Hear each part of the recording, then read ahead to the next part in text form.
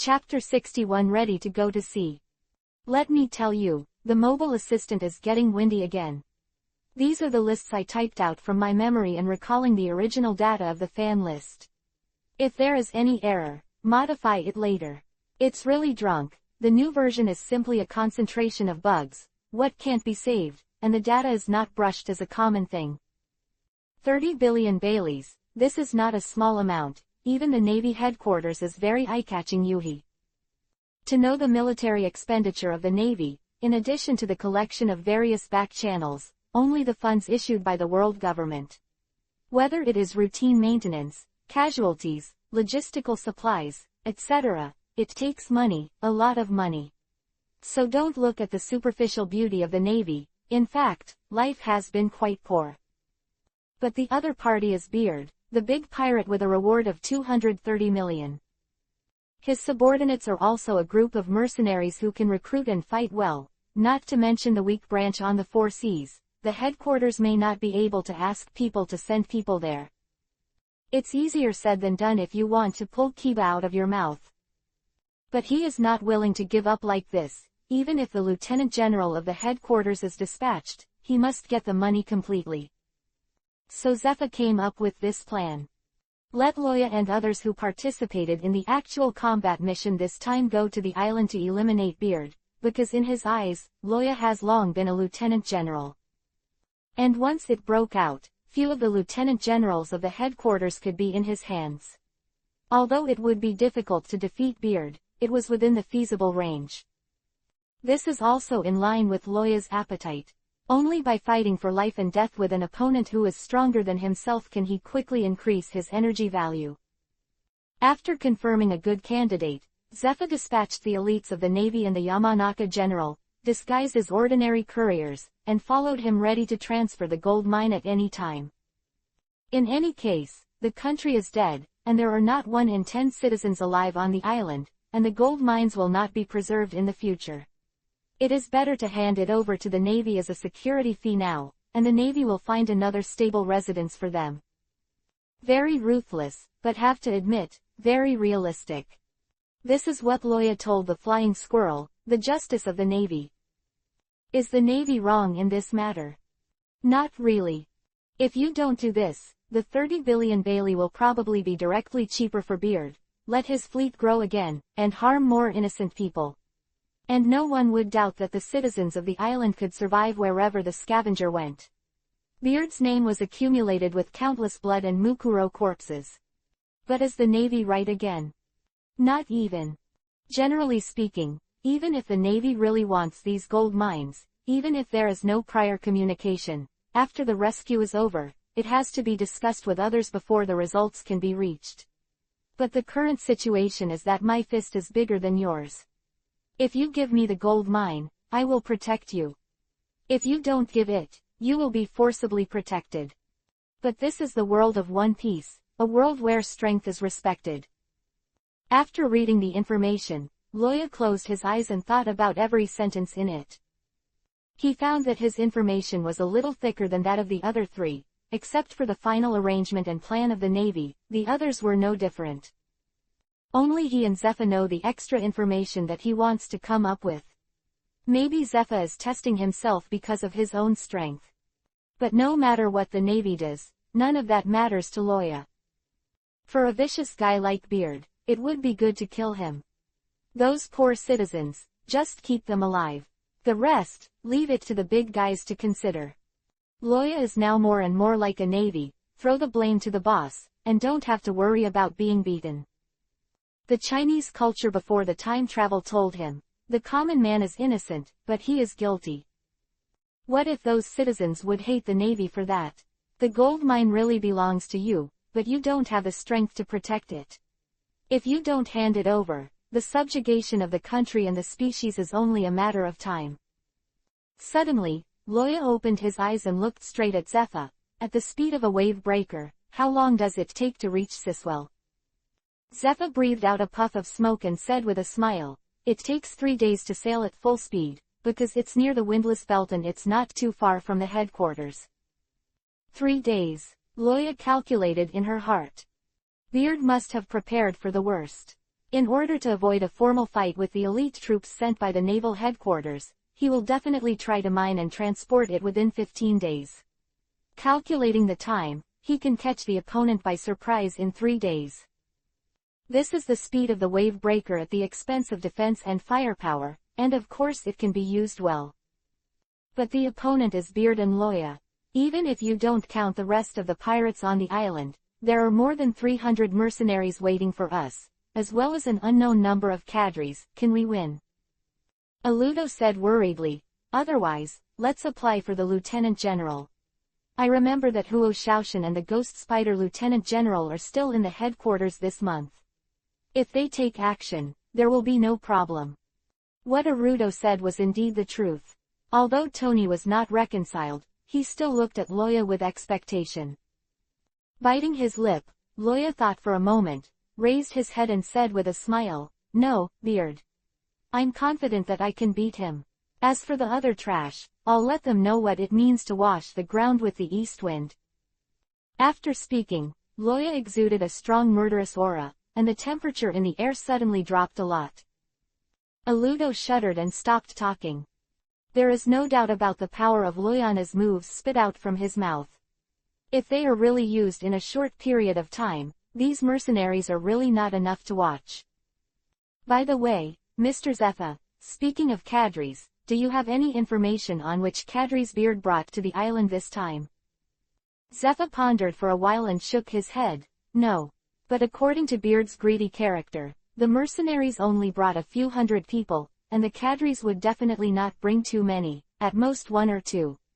As for the vassal pirates under his command have been under our surveillance since yesterday, so you don't have to worry about being attacked by the enemy. Quote. That's good. Loya slapped the reward order on the table, inserted a saber made of ice cubes with a boom, and passed through the table. I will take this Beard's head. Navy Headquarters. Today is sunny and cloudless. It is a good weather to go to sea. At the huge port in front of the headquarters fortress, a slender warship was docked there, and some naval certificates were busy carrying various materials to prepare for the upcoming voyage. Jim took the drawings and ran from the bow to the stern, from the deck to the cargo warehouse, carefully inspecting every part, and took a long drink before picking up the water glass. While wiping the sweat from his forehead, he gave Loya a thumbs up. It's done. Loya nodded and asked Ming beside him, how is the preparation on Arudo's side? Ming was recording resources with paper and pen, and when he heard the question, he turned over the notebook. 2 buckets of water and a ton of food will do.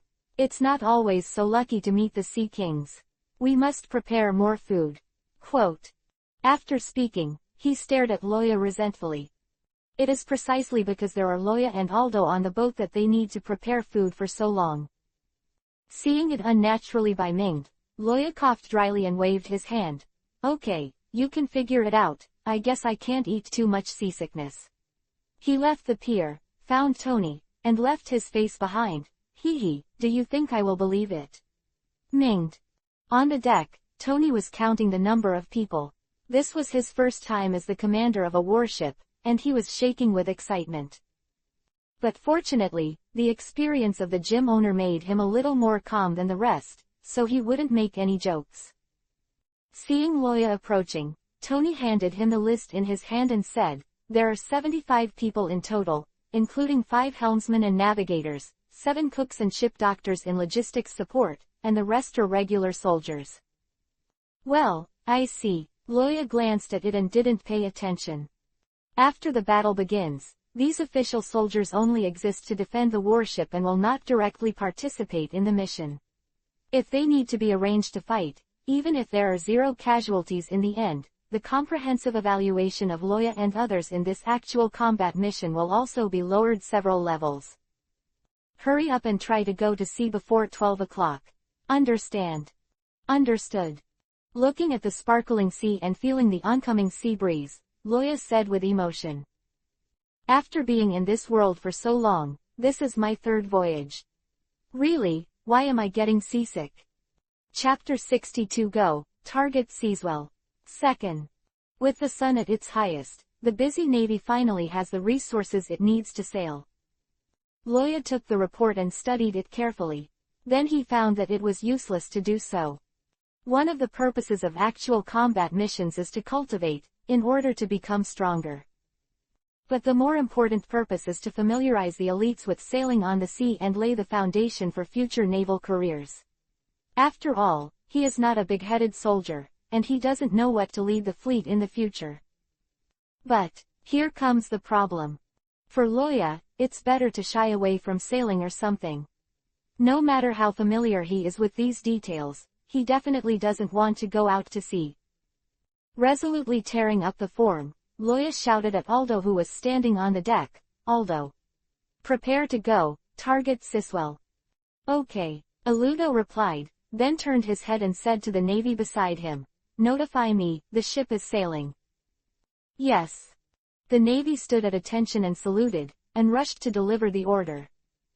At this time, Tony, who was resting on the fence, raised his eyelids and called to Loya, who was still on the shore, "Hey, aren't you getting on the boat?" "Of course, yes." Loya grimaced and said unwillingly, "You guys go first, let me run for a while." "Run for a while?" Tony looked at Loya speechlessly. "How seasick you are." However, Loya said to run for a while, which made him a little curious. Thinking about Loya's ability, Tony suddenly had a bold idea. "Hey, it must be the same as General Aokiji." At this moment, a loud whistle sounded from the bow of the ship, interrupting his words. The messenger on the port lighthouse waved the flag in his hand, signaling that he could set sail. Soon, the surrounding scenery began to retreat, and the wave breaker slowly left the port. For Tony, Ming still maintained his arrogance as a veteran. When he came to the deck, he glanced at Loya on the shore and asked in a cold tone, "Why, isn't Loya with us?" Actual combat tasks must be performed. As a soldier, obeying orders is a bounden duty. If Loya really doesn't come, he will end up miserably in the headquarters, visually inspecting Ward Number 3. So he was not worried at all about Loya shrinking back. This question is just to reflect his status on the ship, and incidentally remind Tony that he is the one with the lowest status. Facing the somewhat aggressive Ming, Tony smiled indifferently and replied, "He said he would run for a while, and he would follow soon." After a month of getting along, Tony is already familiar with the way a certain former gang leader speaks. As a senior, Ming is a complete bastard, but as a comrade in arms, he is a companion worthy of his life. No matter what he does to himself now, when he really encounters a life-and-death crisis, he will never stand by. After speaking, Tony ignored him and looked towards the coast. What he is curious about now is whether Loya can move on the sea like Admiral Aokiji. Following Tony's gaze, Ming also noticed the movement on the shore. I saw Loya took a deep breath, and the masonry under his feet was immediately covered with a layer of white frost. But the frost did not spread to all directions, but charged towards the front of Loya in a targeted manner. Click! Accompanied by the sound of freezing, a straight icy trail appeared on the sea surface, with a length of about 200 meters. Let the waves beat, I naturally stood still. From a distance, it looks like a saber inserted into the sea. This is really terrifying power. At this moment, both Aldo and the ordinary navy were shocked by the power shown by Loya. In this world, the sea is so invincible. This concept has long been deeply rooted in the hearts of the people. This mighty force that can freeze the sea is truly terrifying. Breathe slowly and adjust the release rate of the cold air.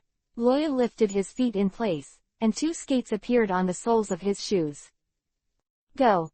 Stepping on the ice blade, Loya rushed to the ice surface and moved forward quickly. Headquarters Fortress, in the Marshal's office. Zepha, who watched Loya go away, didn't know what he was thinking, and the cigar in his mouth had been extinguished without realizing it. Seeing his old friend's expression, Sengoku slowly came to him and patted his shoulder. Trust Loya, he is your disciple. Zepha heard the words and blanched the cigar in his mouth. Well, I know. Well, what's the big deal? That kid is so slick, he'll be fine if everyone else dies. The old god carp was there and chewed the senbei with a crackle, and said indifferently. Zepha's face darkened, and he spit the cigar into his face. Go away. Using his fingers to bounce the cigar that was blowing his face, Carp snorted strangely. Why, what am I saying? You. Shut up, Carp. Sengoku interrupted him with a dark face. I think you've been too busy lately. Come and hang out with me if you have nothing to do. I happen to have a task here, so I'll leave it to you. Hearing this, Carp immediately quit. Hey, I'm still on vacation. You're breaking the rules.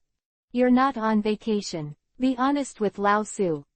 When Garp was bickering with Sengoku, Zepha took out a cigar and put it in his mouth again, looking at the smaller and smaller figure in his sight. Am I really too impulsive? Well, now, I can only trust Loya. Quote. The sun slowly moved from overhead to diagonally above, and the sea breeze blowing on the face was wrapped in a bit of coolness. This is the first wave breaker. Whether it is the quality of the parts or the accompanying navy, Jim has carefully selected and arranged them carefully. As for the speed of the wave breaker, Jim was confident that he would throw off all the ships of the same tonnage in the sea. 5 times the speed of ordinary warships is really not to brag. In fact, the performance of the wave breaker is better than Loya imagined. In order to save physical strength, Loya did not use techniques such as shaving and activating magic lines to accelerate. But now, his control over every shred of power in his body is far from what it used to be. His movement speed is more than 3 times faster than before, only a little slower than the genius Hanza. But even so, he still couldn't catch up with the wave breaker. Had to hang far behind to keep the target from disappearing. Blue blue, blue blue. The phone worm in Loya's arms rang. He took out the phone worm, and after connecting, the phone worm's head turned into Mingda's iconic plane head. Hey, Loya, we're about to enter the windless belt. Do you want to go back to the boat or keep running? Loya felt the airflow around him. Indeed, the wind was all blowing from behind. The sky ahead is like a still picture. The clouds don't move, and the sea has no waves, making it very peaceful. Looking at the sun in the sky, Loya estimated the time. It's about 4 o'clock in the afternoon, and I still have enough physical strength, but the magic value is only less than 500 points. Just a moment. Thinking of this, Loya said to the phone bug, slow down, I'm coming up. Oh yes, let the ship doctor prepare the seasickness medicine. Received. Ming replied and hung up the communication. Shout out to Arudo and Tony, who are exercising on the deck of the Armstrong Cyclotron Jet Armstrong Cannon. Let the people in the control room start slowing down. Notify the ship doctor. Remember to prepare seasickness medicine. Yes. Mingdi's brain is definitely better than Aludo, and his sailing experience is richer than Tony's. Therefore, under Loya's suggestion, Mingd is the commander of the wave breaker. Chapter 63 Monkey D Poisonous Milk Carp, the third update. Please recommend a collection. The sailing route of the wave breaker is a secret channel unique to the Navy, which is safe and fast. There is a saying called, Wangshan runs a dead horse, which means that it looks very close but is actually very far away. In fact, this sentence also applies to sailing at sea. Seeing that there is no wind in front of them, in fact, it still took them half an hour to finally arrive. If you rule out the moaning of some salty fish-like guy on the boat along the way, it will be fine. The windless belt is very wide, and even if a wave breaker wants to traverse it, it cannot be done in a short time. Aldo, who had nothing to do, held a special iron tower and worked out on the deck sweating like rain. 1096. 1097. 109. Boom. The sea on the side of the warship suddenly exploded, and tons of sea water rose into the sky. The scene was spectacular. Being hit by the sea water, the wave breaker suddenly shook violently, and Loya, who was lying on the bed, couldn't stop rolling in his stomach, and couldn't help but vomit. Wow. As the warship swayed, Aludo, who was caught off guard, was light on his hand, and the special iron tower weighing several tons slipped from his hand, smashing a hole on the deck. What happened? Mingd, who came out of the cabin, shouted while holding on to the door frame. Aludo didn't answer, and kept looking to the left of the warship. Minged, who didn't get an answer, followed his line of sight and immediately looked like he had seen a ghost. It's a Sea King. The vibration of the warship also awakened the accompanying navy, whether it was the sundry soldier or the navigator who ran to the deck one after another. The first time, everyone found a huge figure beside the warship that blocked the sunlight. Didn't you say there are sea towers on the bottom of the boat? Why are we being attacked? The Navy has not been attacked by the Sea Kings for a long time since Doctor, because if looking up from the bottom of the sea, the Sea Kings will only regard the naval battleship inlaid with the sea tower as the sea, and they will not be able to detect it and will not attack. It stands to reason that the Sea Kings should not be able to detect the traces of the warships. Actually, it didn't notice us, Tony said, pointing to the Sea King who was beside the warship with a humanized suspicious look, and sighed. I think it just came up to take a breath, and then we just happened to pass by, unfortunately. In fact, this is indeed the case. At this moment, the Sea Kings are also stunned. But this doubt was quickly replaced by hideousness. Although I don't know why there are people on the sea where there is nothing, and there is such a big iron lump, but you dare to break into this uncle's territory, how can you let you leave alive? This Sea King, which looks like a hybrid of a hippo and a sea snake, opened its mouth and roared fiercely at the warship. Roar! The fishy wind blowing from his face blew the tips of his hair, and the indescribable stench poured into his nostrils. Ah, I'm going to be eaten. Shoot, shoot. Calm down. Accelerate now. Full speed to 3 o'clock. Ming slammed the wolf kiba stick on the deck, and the explosion attracted everyone's attention. Unless hunting, the beast will roar with a strong momentum before attacking, which is the case with this guy in front of him. It was really shocking, but at the same time it gave them time to escape. Awakened by Mingdi's words, the navigator rushed into the control room with rolling and crawling. Soon, the wave breaker made a sour vibration of kiba, changed direction with a big turn, and the two turbofans at the back were almost leaving afterimages, galloping away like sharp swords. The Sea King, who had just closed his mouth, was stunned again, holding the grass. What kind of thing is this? How can you run so fast? I've only just appeared. Ming and others have no idea of eliminating it. Although the opponent is not a giant Sea King like an island whale, it should only be a medium-sized Sea King in terms of size. But in terms of their strength, it takes a lot of effort to clean up, and if they are not careful, the ship will be destroyed. Besides, the windless zone is the lair of the Sea Kings, and some are Sea Kings. If you have to kill them every time you encounter them, when will you be able to get out? The most important thing is that there is a seasick guy on the boat. If you don't want to get beaten up after docking, you better not waste that time. The next voyage didn't have any other moths. Facts have proved that with the seafloor stone bottom, it was really just an accident before. That is, bad luck. In the world of One Piece, the continent of Yuhi and the Great Root divide the entire planet into 4 seas. Among them, the East China Sea is known as the weakest sea, and it is the hometown of most of the members of the Straw Hats. According to Carp, the weakest East China Sea, but because of this, the East China Sea is also a symbol of peace. Well, if there is no era of great pirates opened by Roger One Piece, Loya really believes it. East China Sea is the weakest. Yes.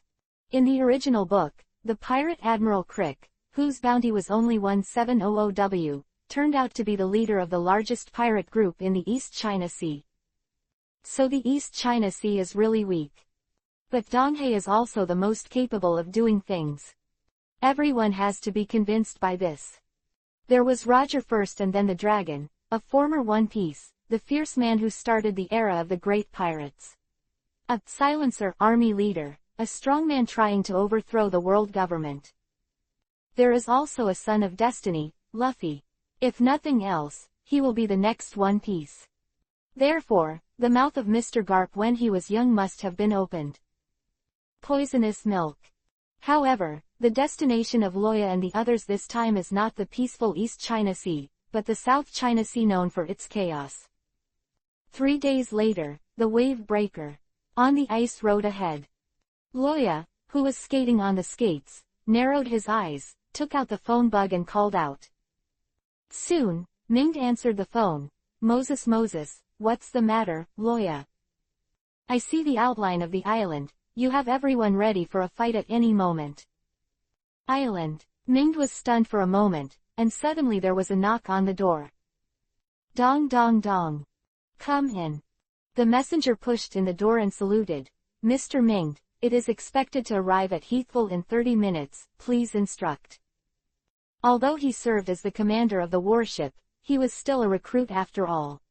He had no military rank, and the Navy soldiers could only address a few people as Mr.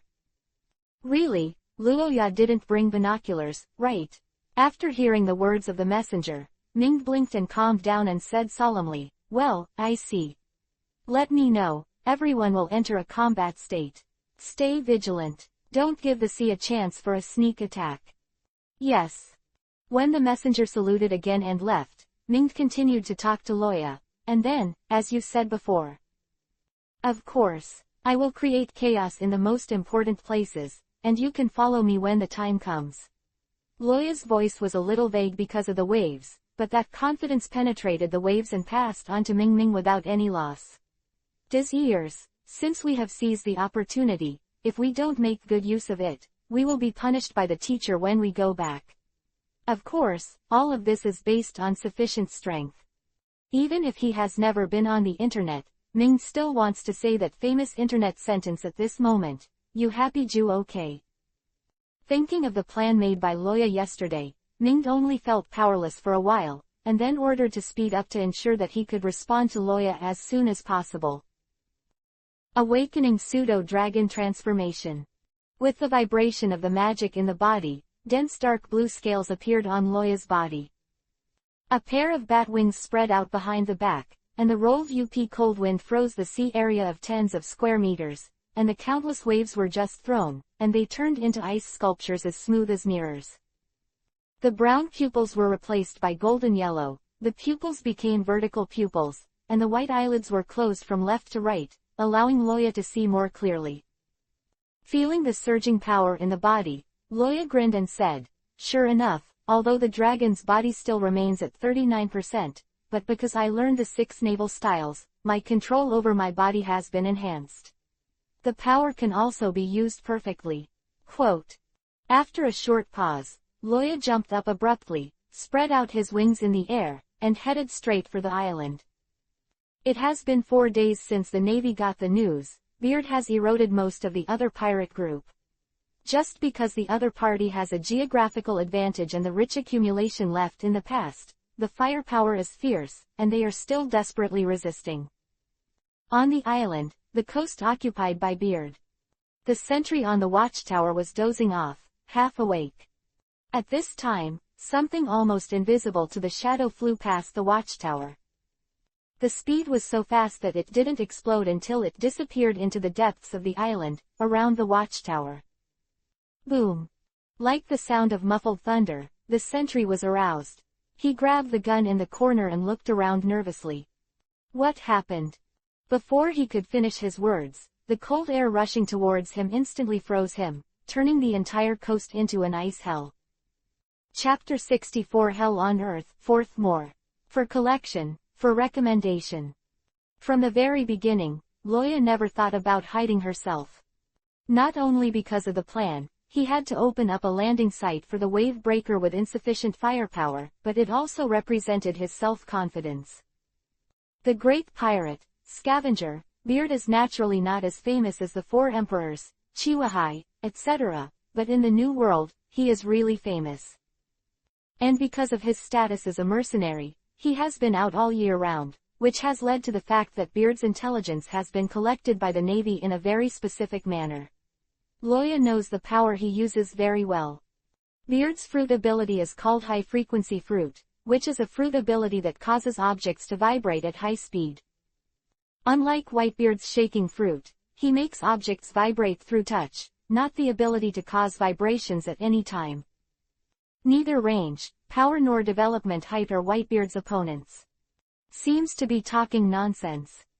Beard once used this power to destroy a city by touching it. Even the destruction one building at a time is frightening enough. But like most destructive fruit abilities, this power cannot directly act on living creatures, making their lethality greatly reduced. Loya just needs to be careful not to be hit by his specially made dagger that can withstand high-frequency vibrations. As a human being, he is well aware of the threat of high-frequency vibrations. On the snowy mountain in the center of the island, there is a huge open pit. On a flat position on the edge of the mine, two figures stood side by side with expressionless faces. In the mines, hundreds of thousands of heathful citizens were arrested, wearing thin clothes, waving shovels and hoes in the cold wind. The yellow-faced and thin-skinned appearance shows how much suffering they have endured.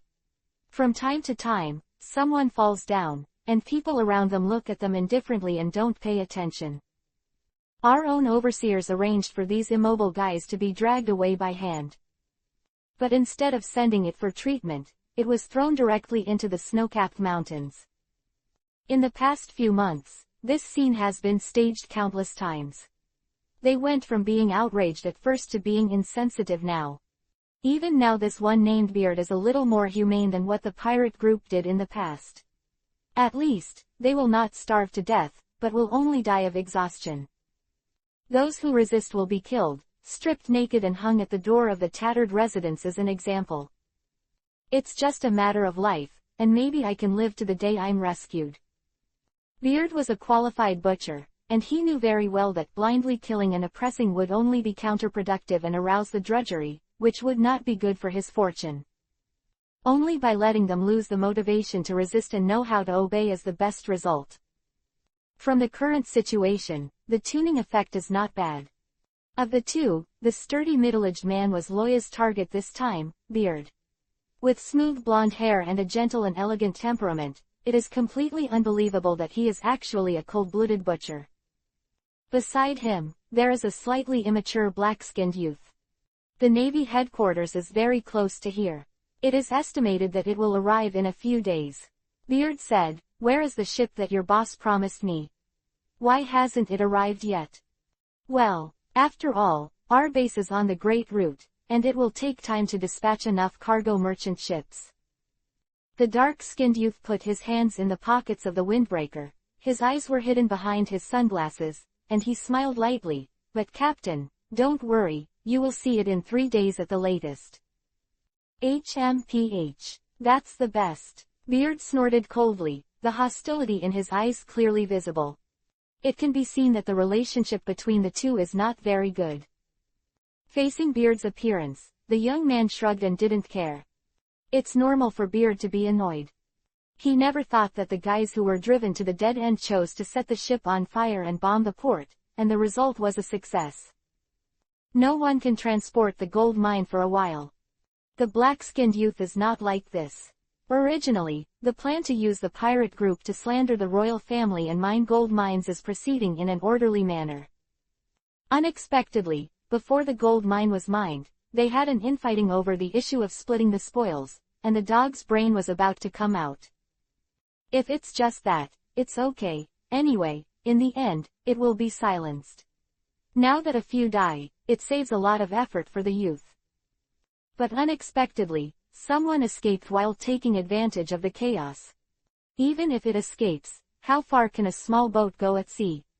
Do you think you are the greatest swordsman in the world?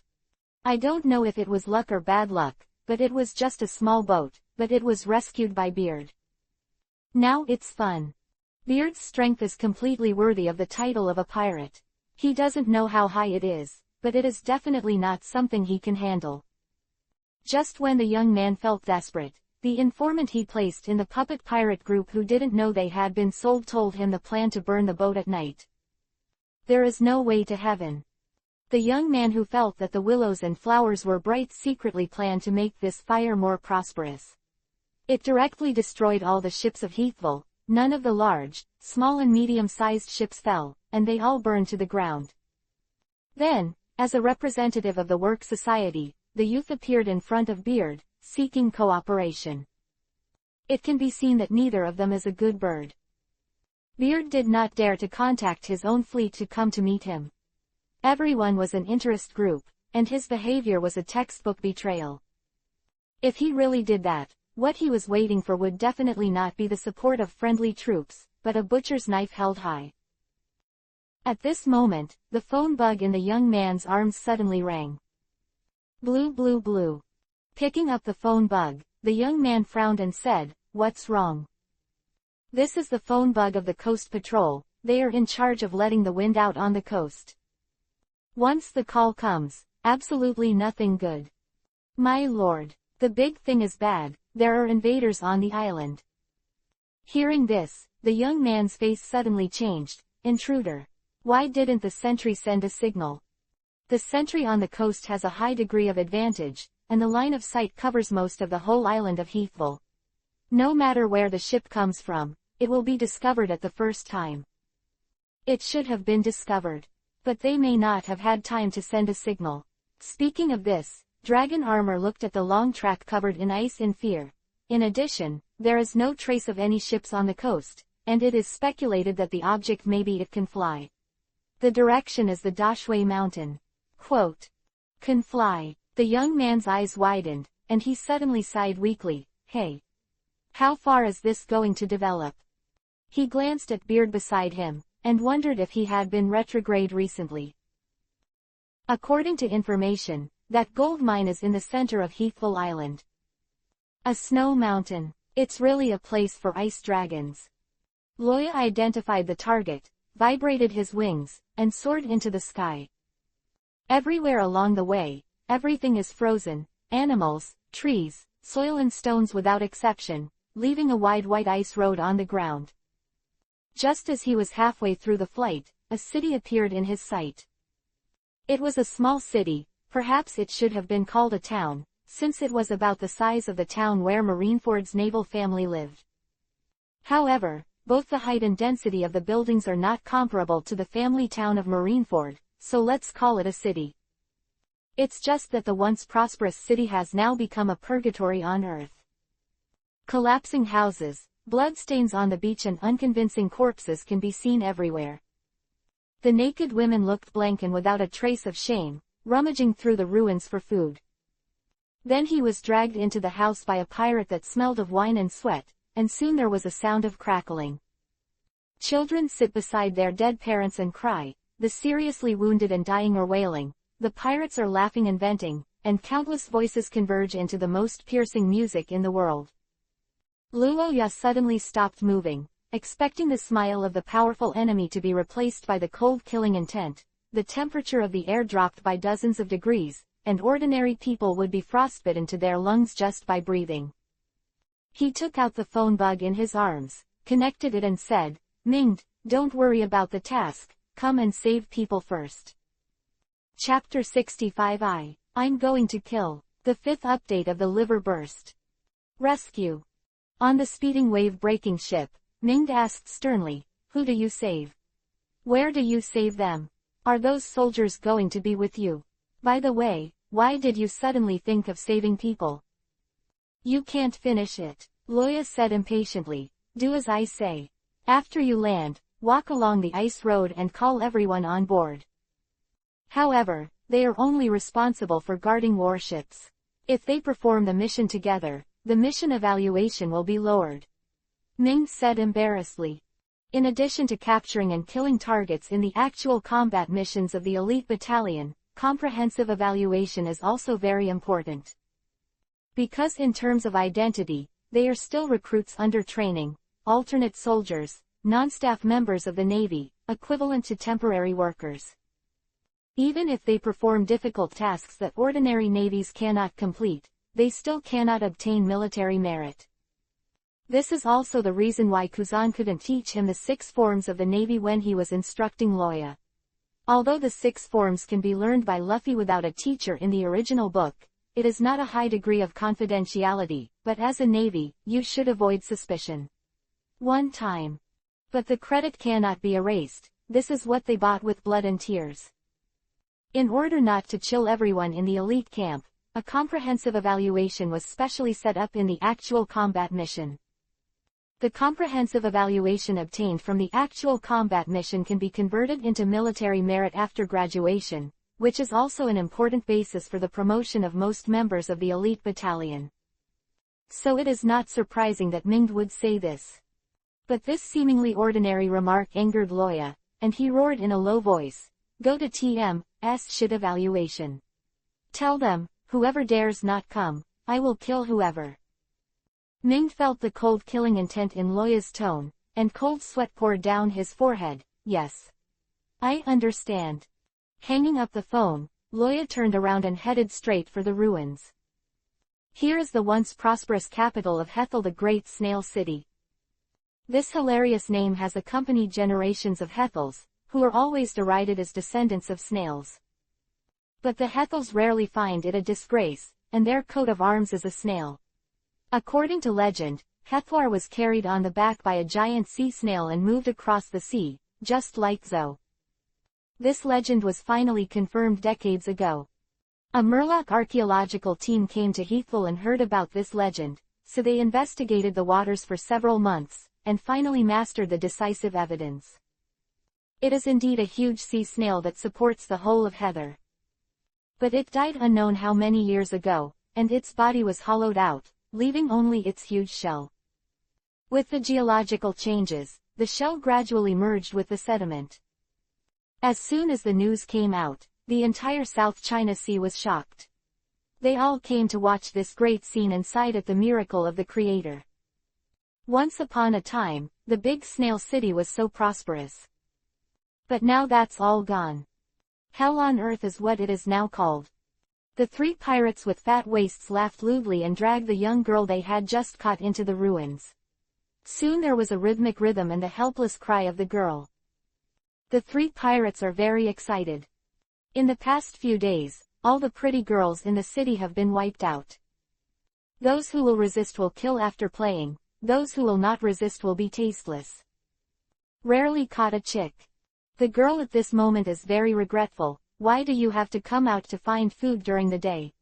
Why can't I hold on for a few more days? Better to starve than to be humiliated. But it was undoubtedly too late to regret it now, and the pain from her lower body made her lose her mind. As time passed, the shouting gradually weakened, the girl's eyes began to be hollow, and the strong blow made her lose her soul. Suddenly, a chill appeared in the house, and the three pirates stopped neatly. The blood sprayed out, and before it fell, it was frozen into ice. Jinchuriki column and fell on the girl's smooth skin.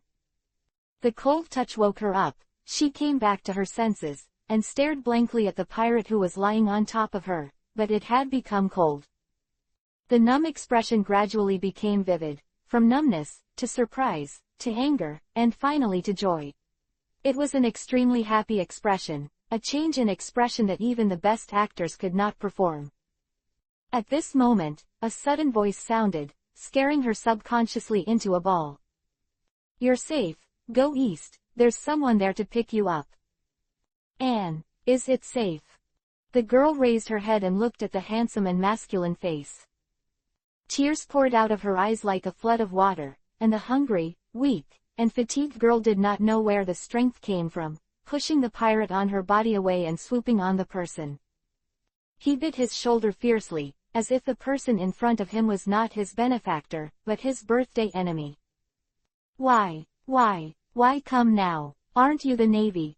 Facing the girl's accusation, Loya ignored the filthy mucus on the girl's body and gently hugged her. "Sorry, we are late." Whoa. Loya's soft comfort shattered the hatred in her heart, and the helpless girl lay on Loya's shoulders and cried out loudly. "Although I want to continue to comfort her, I don't know how many poor people like her in this city need help." Loya dragged her off her shoulders despite her resistance, took off his shirt and handed it to her. "Remember, don't look back and run east." "No, there's no need." The girl smiled bleakly and looked at Loya carefully, as if to imprint his appearance in her mind. "Thank you, please, kill me. Please, kill me." The sound as light as mosquitoes blasted thunder in Loya's mind. Loya looked at her blankly, and didn't come back to her senses for a long time. Bang! An ice blade made of frozen ice fell to the ground, making a crisp sound. The girl raised her head in amazement and met Loya's calm eyes. Fate is your own thing, no one can make the decision for you. You have to live or die, you can choose for yourself. After that, Loya turned to leave. Shortly after he walked out of the broken house, the ice skate was picked up by the girl. And then, the sound of the blade piercing the muscle tissue, the sound of the intestines being dragged. And, the girl's mad roar like a beast. The bloody smell in the air suddenly became much stronger. It was the smell of the blood of the 3 pirates. Loya took a deep breath, and the ice crystals that suddenly appeared in the corner of his eyes were thrown away by him. In the direction of the snow-capped mountains, Loya screamed in the sky, "Beard!" Just as Loya rescued the civilians, the wave breaker finally docked. Following the ice road that Loya opened, a group of people moved forward rapidly. With the threat of Loya, "If you don't do it, even if Loya won't really kill, the serious injury is appropriate." Before learning the 6th form of the Navy, Loya had the ability to easily kill Aldo. They didn't want to try whether their vitality was the same as that of Xiaoqiang. Along the way, the various ice sculptures on the side of the road made them shudder. Behind those lifelike ice sculptures are living creatures. But this fear was replaced by anger when they met their first refugee. Not only angry, but even ashamed. They are the Navy. But let the pirates be so lawless. With a sense of mission pouring into his heart, Ming got out of the gangster state and calmly arranged, "Toke. Bring some brothers to help the refugees. Whether it's food, medicine or clothes, bring them all out. Yake. Contact the warships behind immediately. Let them go at full speed." "Tony. What are you doing, Tony?" Tony, who was burying his head in the wok, heard the words, stared at Yuhi's eyes and turned back. His expression was like a beast that chooses people to eat. "Me. I'm going to kill people." Chapter 66 Pirate Lodge. The mobile assistant is finally working normally today, but the reward from yesterday is still not displayed. "Ah, that's it." Ming sighed and stopped asking. In fact, many soldiers in the Navy have a bloody feud with pirates. But among them, it was because of personal reasons that the pirates came to the door and destroyed their homeland. In recent years, Tony was really the only one. He once said after being drunk that it would be great if he hadn't gone out to sea that day, hadn't picked up that book, and hadn't practiced Asura Kendo. But there is no regret medicine in the world, sow the cause, and it will bear the fruit. Familiar people fell into a pool of blood one by one. The fragrant smoke from cooking food was replaced by the choking smoke of the explosion. The laughter and laughter of the past became the heart-piercing screams and cries today. Since that day, Tony has not lived a day without remorse. Regret gnawed at his heart, leaving him breathless. But the dead person left forever. No matter how he regretted it, he could never see or touch it again. To avenge the pirates, Tony joined the Navy as a recruit. Now, when he witnessed the tragic situation in Heathville, there was only one thought in his mind: kill them all. But no one noticed that at this moment, on Tony's skin, who was walking quickly along the ice path, there were blood yuhi threads as thin as wheat awns. These silk threads seemed to have life, gently licking Tony's skin, and the sharp and cold blade. The Big Snail City, the former city hall, is now the gathering place of the scavenger pirates. An older pirate rushed into the main hall with crawling and rolling, and tripped over the corpse of the girl lying at the door, turning it into a rolling gourd. On the main seat, Beard's vice captain, Rocky, watched this scene impatiently, and scolded, "You bastard! What does it look like in a panic? Dora's turtle grandson is calling or what?" The Dora pirates are the puppet pirates that were previously used by the black-skinned youth to mine gold mines for the royal family. After being repelled, he was unwilling to give up the gold mine, so he had been trying to clear the scavenger pirates from Heathville for a long time. Although it is not a big pirate with a name, but because of the deep-rooted relationship network here, the work agency secretly supports and transmits information, and this drags Beard's men abruptly. It's just a one-sided hold. Hearing Rocky's words, all the pirates around laughed wildly. "Call, just with those soft-footed prawns."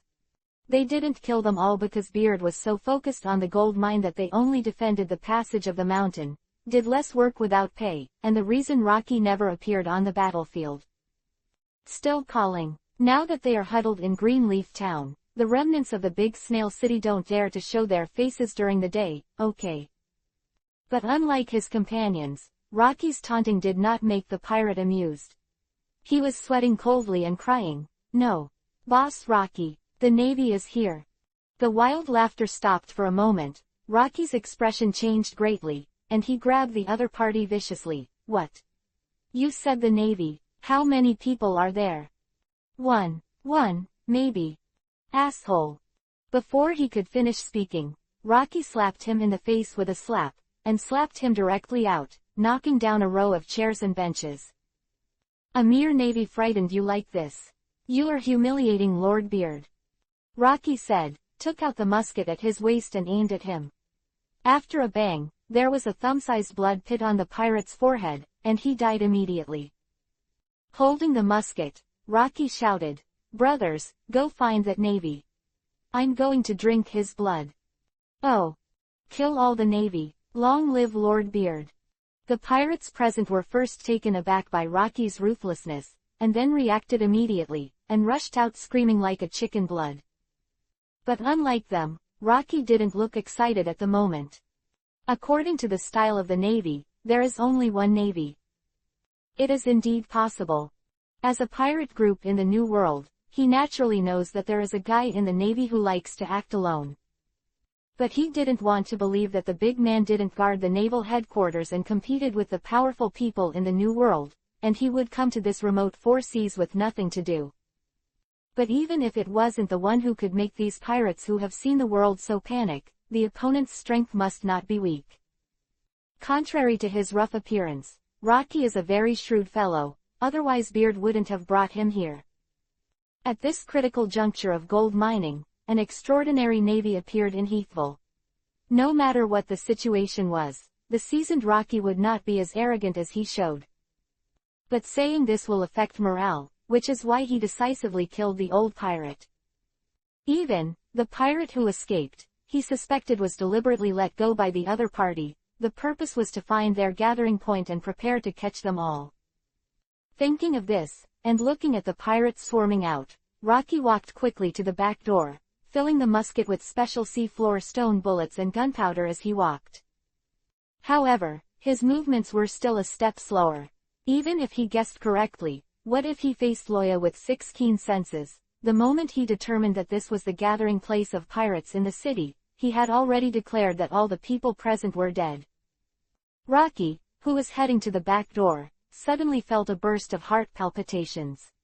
His sense of death, which he had trained on the edge of life and death, made him choose to lie down without hesitation. Sure enough, it was almost the moment he lay down. A stick-shaped object appeared on top of his head and wiped it close to his scalp. The hard heavy object rubbed against the skin, rubbing off a large piece of flesh. Without time to ignore the sting in his head, Rocky tumbled to hide in the corner, and observation hockey quickly unfolded, filling the hall. But after some exploration, Rocky was surprised to find that there was no one around. If it wasn't because the other party's sight, hearing and color surpassed you too much and affected your perception, then it was because the distance was too far and exceeded your perception range. Thinking of this, Rocky looked at the big hole in the back wall with lingering fears. If it is really the second guess, then what exactly is attacking me? Mysterious high-tech sniper rifle, or a simple power monster? Wait, is this an ice cube? Rocky's eyes widened, and his breathing stopped suddenly. I saw a bit of broken ice crystals left on the edge of the hole in the wall, and Cece was braving the cold air. Is it really him? At this moment, Rocky's soul was terrifying, and he quickly took back observation hockey and wrapped it around himself, praying that the other party could not find him. Just when Rocky was thinking too much, on the roof of the tall building opposite the city hall, Loya slowly dissipated the chill from his hands. The consumption of magic power is a bit large, but the power is not bad. Looking at the pirates that were strung together below, Loya spat, "Bah! It's cheap, you bastards. With a move of his feet, Loya's figure disappeared from the roof, and the next moment he appeared at the entrance of the city hall. Walking into the wide hall, the corpses of the young girls caught the eye, making Loya want to turn his head and whip the corpse immediately, but now is not the time to do this, because he can still hear that there is a second person in the depths of the hall. Personal heartbeat. Are there still people alive? It looks like they should be cadres. Chapter 67 Beard Out. Tick, tick, tick. The ice crystals that had lost their magical support soon began to melt, and bits of ice water flowed down the wall and dripped into the skull of a middle-aged man leaning against the wall, making a crisp sound of hitting water. Rocky thought that the other party's blood had already dried up, but he still made a crisp sound. The man was only killed this morning because his wife and daughter were arrested here. In order to save his family, the man came here alone and tried to negotiate. But what greeted him was the warm body of his wife and daughter, and the blood pits on his body were dug out alive by Rocky. In the end, that's what happened to the man. From the forehead up, half of the skull was cut off. At this moment, when Rocky looked down along the water drop, he saw the man who had been dead for a long time with wide eyes, staring straight at him. He smiled strangely. Goosebumps arose, Rocky shuddered, rubbed his eyes and looked again. But he found that the corpse was still a corpse, and his eyes were closed tightly. Illusion. Rocky sighed with relief. I don't know why, as the deputy of the great pirate Beard, he would be afraid of a civilian's body at this moment. Click. At this time, footsteps came from the door, and Rocky woke up. He sticks nervously on the Jinchuriki column to reduce his chances of being discovered. At the same time, I prayed in my heart that the person who came was not the guy he imagined. The guy hiding in the dark is very strong. Loya frowned and stopped. Because he has never practiced domineering, he can feel the strong bloody smell of the opponent's body all the time when he is close. This is the smell that needs to kill a lot of people to form. The alarm nerve in his head began to tremble. It was reminding Loya that this was an opponent that should not be underestimated. Is Beard's cadre? Loya was convinced. Because Beard's whereabouts were uncertain, the position of his subordinates was naturally not so easy to control. Before leaving the headquarters this time, Zephyr also asked them to be careful. If it was Beard, I am afraid that he would have stood up and launched an attack long ago. But are you the only one? Loya suddenly laughed, raised his hands, and aimed at the Jinchuriki column where Rocky was hiding. Ice make reloaded lancers. In an instant, a large ice spear with a length of more than 3 meters and a neck thickness appeared in the air, and along with Loya's movements, it shot out. Boom! Huge ice spears smashed the Jinchuriki column, walls, and disappeared into the distance in the blink of an eye. In the rain of falling rocks, a black shadow quickly sprang out. Boom! Gunshots rang out, and a bullet hit Loya, leaving a shallow pit on his protective ice armor.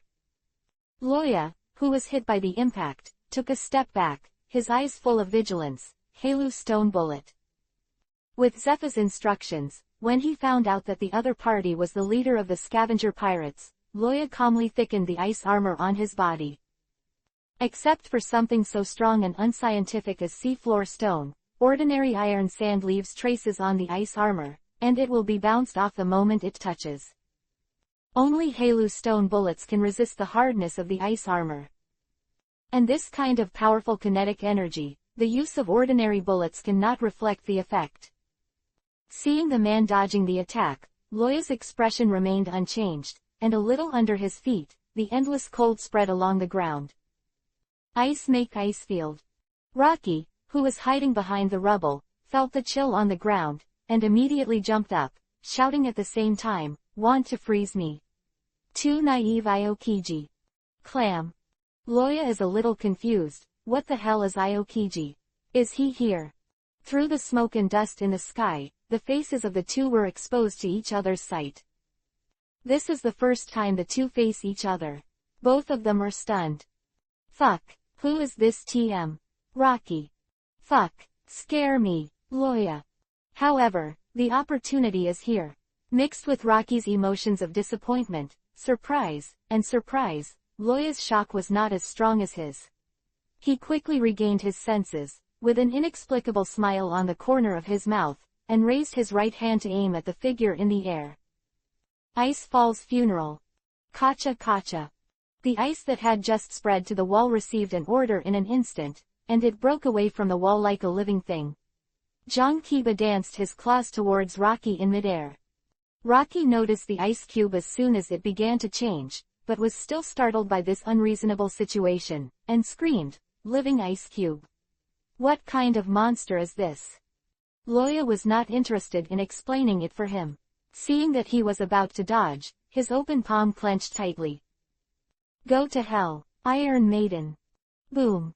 The overwhelming ice cubes were squeezed together heavily, leaving an afterimage in the sight at that speed. This move was so sudden that Rocky, who had nowhere to dodge in the air, was immediately wrapped in ice. But he didn't worry too much. It was just ice cubes no matter what. It was enough to use armament hockey to resist the squeeze. Since the opponent was not Admiral Aokiji, he was still worried. Hardened. Rocky just launched his domineering. Half of his body turned into pitch black, but a sharp ice pick instantly pierced his heart, causing his movements to stop. Yuck. Blood mixed with heart fragments spit out from his throat, and then was forced back into his mouth by the ubiquitous ice, choking his trachea, making Rocky extremely uncomfortable. Feeling the tingling pain in his chest, he was slightly stunned. How possible? I'm obviously hardened. Loya showed no mercy and accelerated the output of magic power. Laugh. The next moment, countless ice picks pierced through his body, crushing him into flesh little by little. Qian Lintu cooperated with the funeral of the ice waterfall, a move called Iron Maiden. Once caught, there is no other way but to resist and defeat. Rocky does use armament hockey, which has a defense that isn't steel. But in order to resist Loya's attack, he foolishly chose to harden his entire body. Focus on the range, and the natural strength will be reduced. This used to be the ability he was proud of, because in the sea, armament hockey who could harden his entire body was all a big man and a leader in the new century. And with his talent and superb skills far beyond ordinary people, he can spread domineering throughout his body and achieve the purpose of hardening the whole body. Relying on this trick, he made countless great contributions for Beard. After all, no one will know that a guy who can harden his entire body will have so much weaker defenses that he will naturally not easily surpass him if he is afraid. Armament hockey, who was scattered, was indeed enough to resist ice cubes, but he met Loya pitifully. Mage's ice is not ordinary ice. It will be domineering. Why should Beard be a general? Loya rummaged through the meat on the ground with a popsicle, and quickly found a golden coin.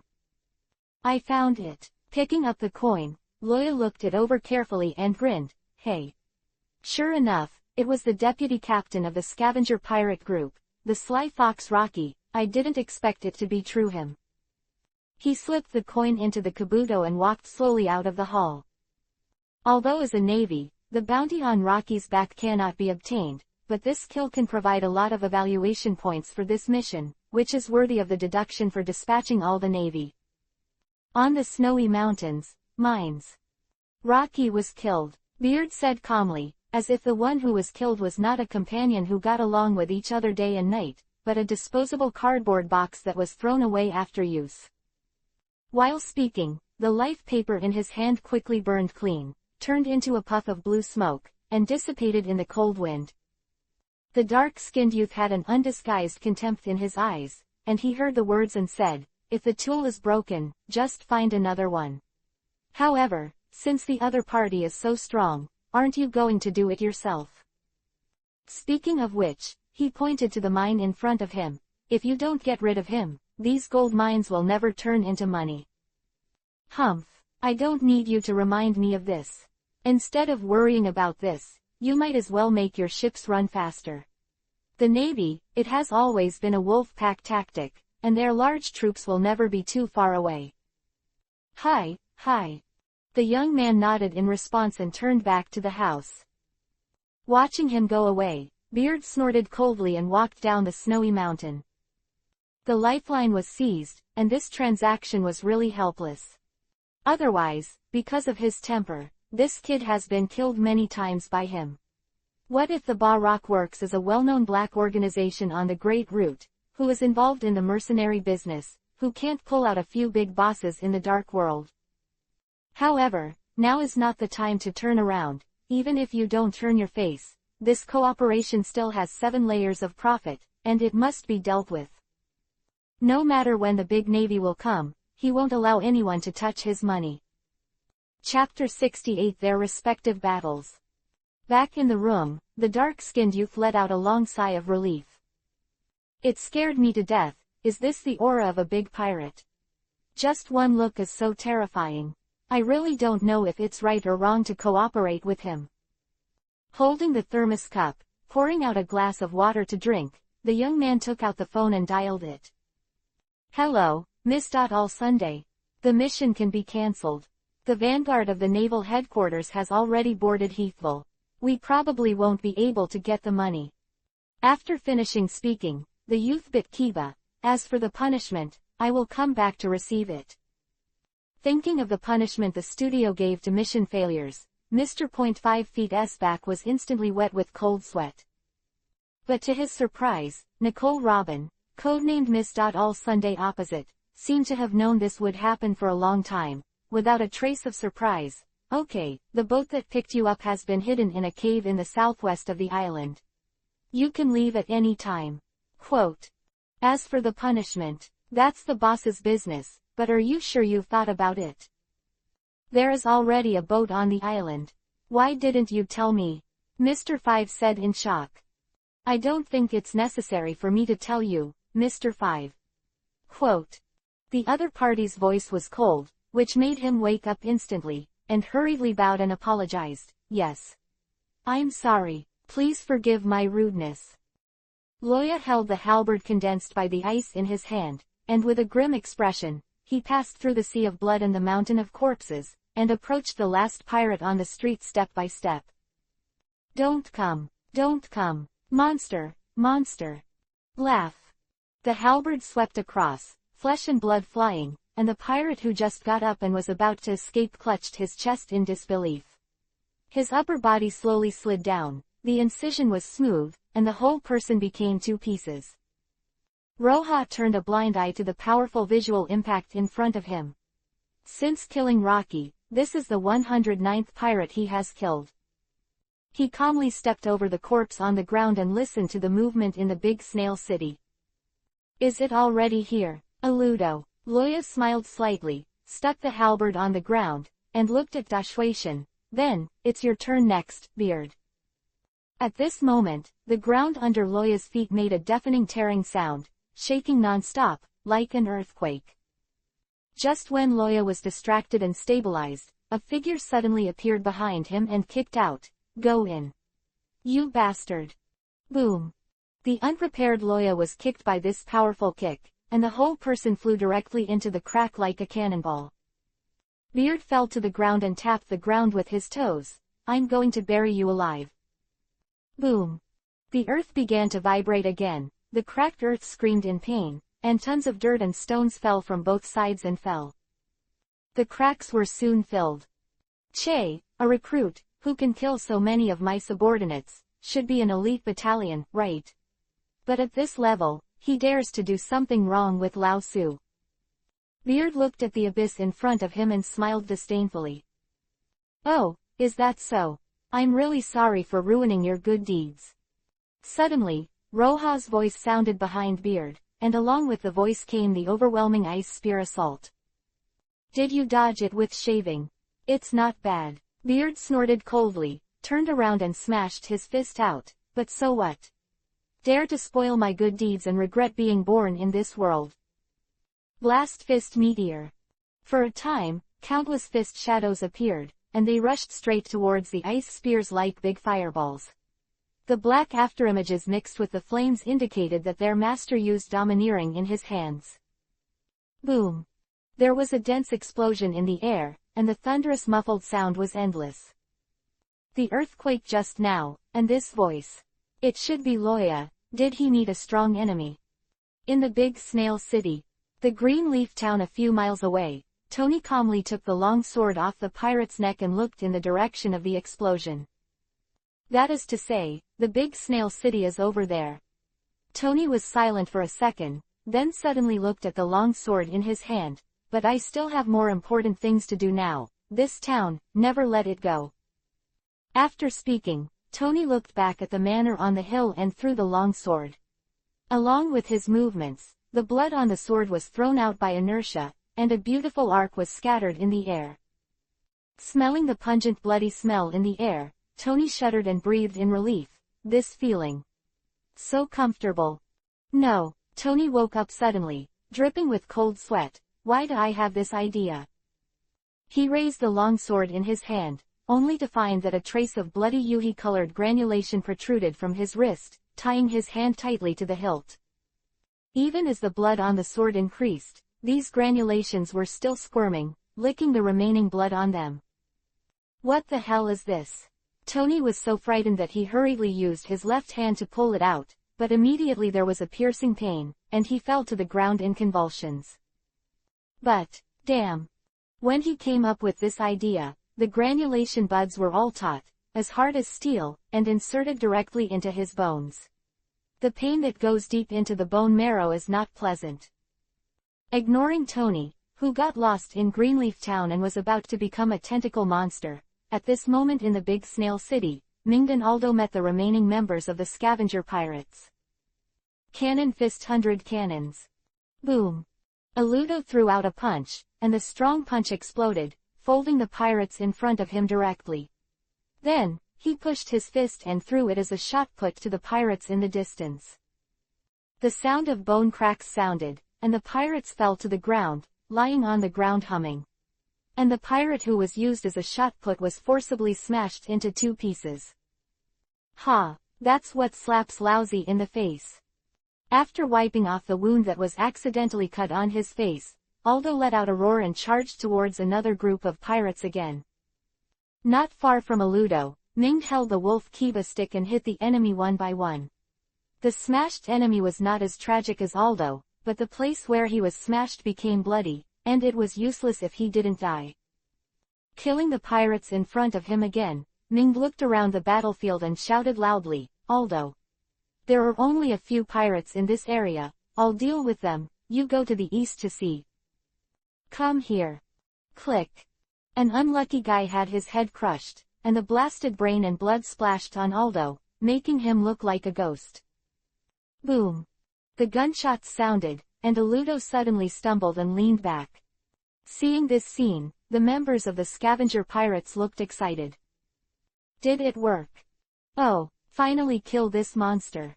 But the next moment, the cheering stopped abruptly, and Aldo stood up abruptly and his head slowly moved back. In his mouth, a deflated bullet was bitten in Kiba's teeth. Bah! Aldo spit out the bullet in his mouth, his face grim. Minged.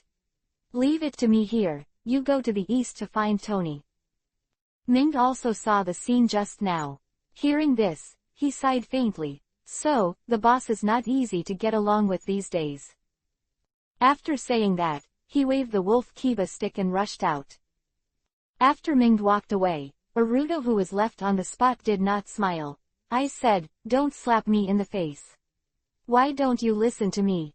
Ah, say it. Who is this gun? Open. The suddenly high volume startled the pirates. They swallowed and dispersed silently, revealing a thin and wretched man behind the crowd. Oh, it's you. Aldo moved his fingers, clucked his knuckles and walked over calmly. His big fan-like hand grabbed his head and lifted it up. His big face covered with minced meat approached. He said, how are you going to die? Baby. Chapter 69 War. Beard. I'm afraid Loya didn't even think that Tony turned out to be a lunatic. Didn't see it at all when I was in the headquarters. Is this TM passive for swordsman? It's not. But Tony is different from the famous road idiot swordsman Zoro, and his ability to recognize the road is not that exaggerated. And because he lived in the headquarters for some days, the daily things were nothing more than sleeping, eating, training, and walking between 3 points and one line, which made him behave normally. Who would have thought that the first time he had an actual combat mission, there would be a problem?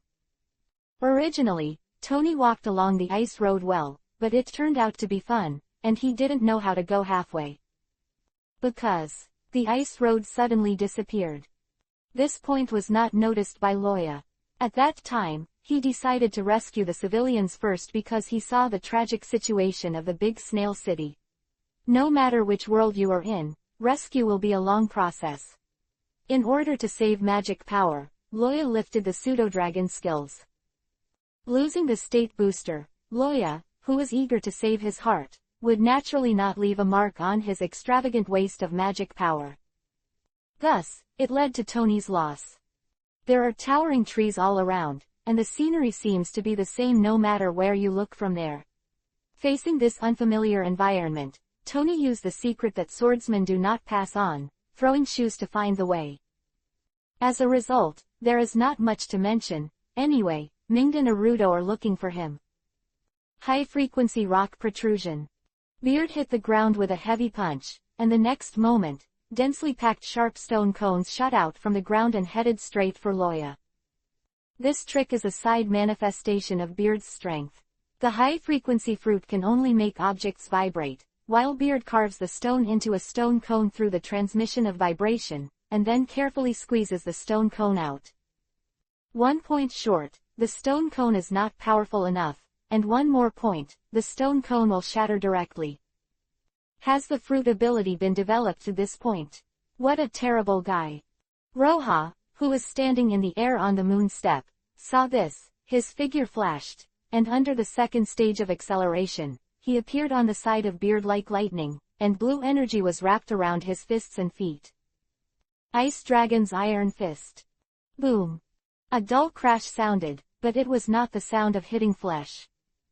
The moment the attack arrived, Beard sensed Roha's approach, and wrapped his clothes with armament hockey, blocking Roha's attack. He's not as fast as Loya, but he can use observation hockey. Through the previous fight, he found that once the attack of the young navy in front of him hit him, the biting chill almost ignored armament hockey's defense, and he got into the body to freeze, and he could only rely on his physical fitness to resist. After a few secret losses, Beard keenly discovered the shortcomings of this skill. That is, it cannot be spaced. As long as he hardened the clothes with domineering, he could greatly reduce the effect of the attack. Although the cold air that came through the clothes was still biting, it was not as powerful. Just doing this, the piece of clothing used to block the attack will be frozen and cracked instantly, even if it is protected by armament hockey. Battle now. Beard can't see a good, tattered coat like a beggar's suit. However, Loya was not feeling well, and his body was blue and purple. Faced with the attack of Beard's dagger, he could only choose to dodge, give up part of his defense, and a kick was better than a knife. Useless boy, I have seen through your attack. Seeing that Roha's fist was blocked by the hardened coat again, Beard laughed loudly at Roha, and at the same time, the special dagger in his hand made a sharp whistle and stabbed with a backhand. Isn't it necessary to slow down after using such a large-scale attack? Luoya frowned, tilted his head at the critical moment. The ice armor on his body met the dagger, like butter met the Yuhi burning knife. Ruo nothing is broken. But Loya, who had tested the results, moved a little slower, and the high-frequency vibrating dagger left a shallow scratch on his face. Immediately afterwards, Loya felt a strong vibration hit, and at the same time dizzy. There was a strong desire to vomit. Is this a shock? Loya thought. The feeling of dizziness made him uncomfortable, as if his brain was shaking. The strong physique resisted for a while, and the next second, he immediately bent down and vomited involuntarily. Wow. Boom. Beard was waiting right now. The moment Roha bent down, the right foot wrapped around armament hockey slammed into Roha. Huh. With the sound of breaking the air, Loya flew out directly, rubbed on the ground, leaving a 100-meter-long scratch, and finally smashed into the ruins on the street corner. Hey, what a bastard. It's hard to bear, right? Beard laughed wildly. I'm a vibrator who eats high-frequency fruit, and everything I touch can vibrate at a super high speed. not only does this vibration make you feel sick, it can even shatter your guts and brain. You have no chance of winning. Quote. Indeed, Loya now only feels that his brain is shaking, and he can't even concentrate his thoughts. That vibration traveled through the blood, bones, and muscles into the brain through instant contact. At that moment, he felt that his whole body was light and airy, unable to exert himself. Beard's kick was an all-out attack, not only kicked him so far, but his powerful force even broke his ribs. However, it is still within the acceptable range. Crash! The collapsed ruins exploded, Beard's laughter stopped abruptly, and he looked down at Loya, who stood up staggeringly. Oh.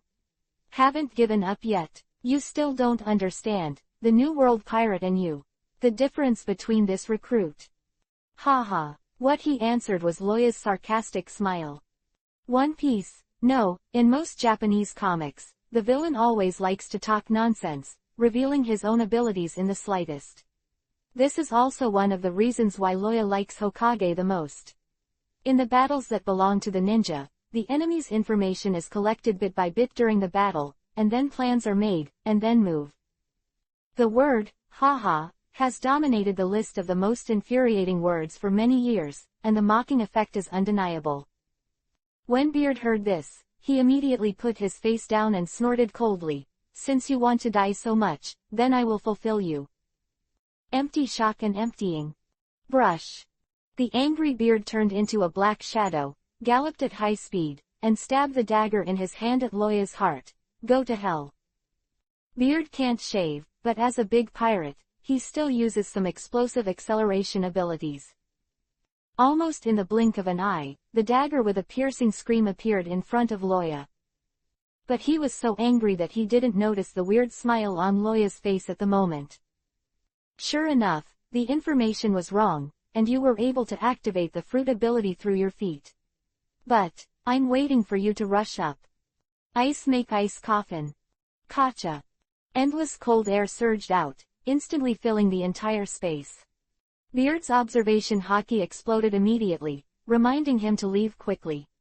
But the inertia brought about by high-speed forward rushing is huge.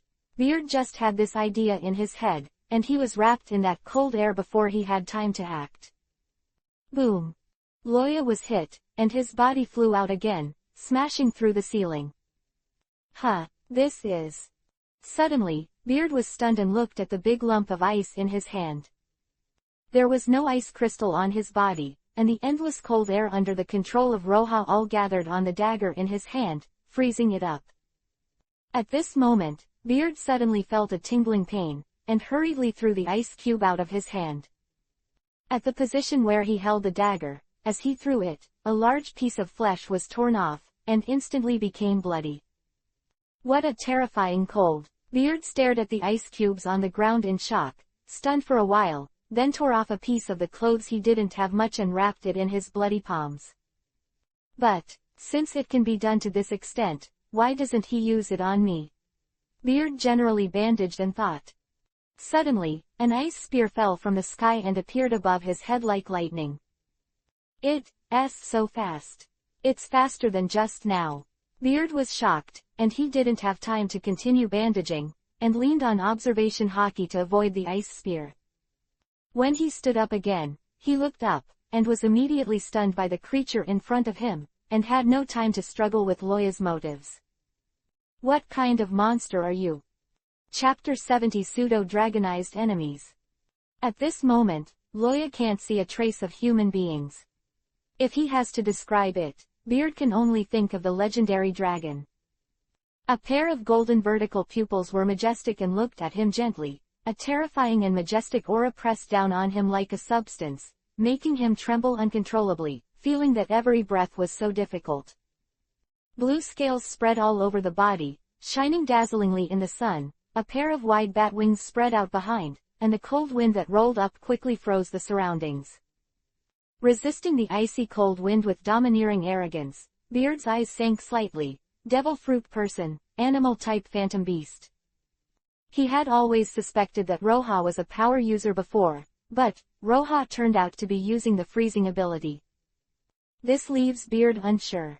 He can guarantee with the head of the item that Admiral Aokiji is still alive and well. Because not long ago, his informant told him that Aokiji went to the East China Sea. Dignified will fall to the weakest East China Sea. What an international joke. Since the green pheasant is still alive, combined with the fact that two devil fruits will not appear in the same situation at the same time, the possibility of Roha eating the frozen fruit can be ruled out, so the answer is about to come out. Roha is an animal-type phantom beast. Freeze is an additional ability of his form. Hearing Beard's words, Loya chuckled lightly. That's right, but there is no reward. His voice became hoarse and deep, like electronic synthesis, a small effect of the change in body structure after the transformation. After speaking, Loya flew down like a geese, and the sharp dragon claws of both hands slid against Beard's chest, and the terrifying dragon's might erupted at close range, suppressing Beard. What a great speed!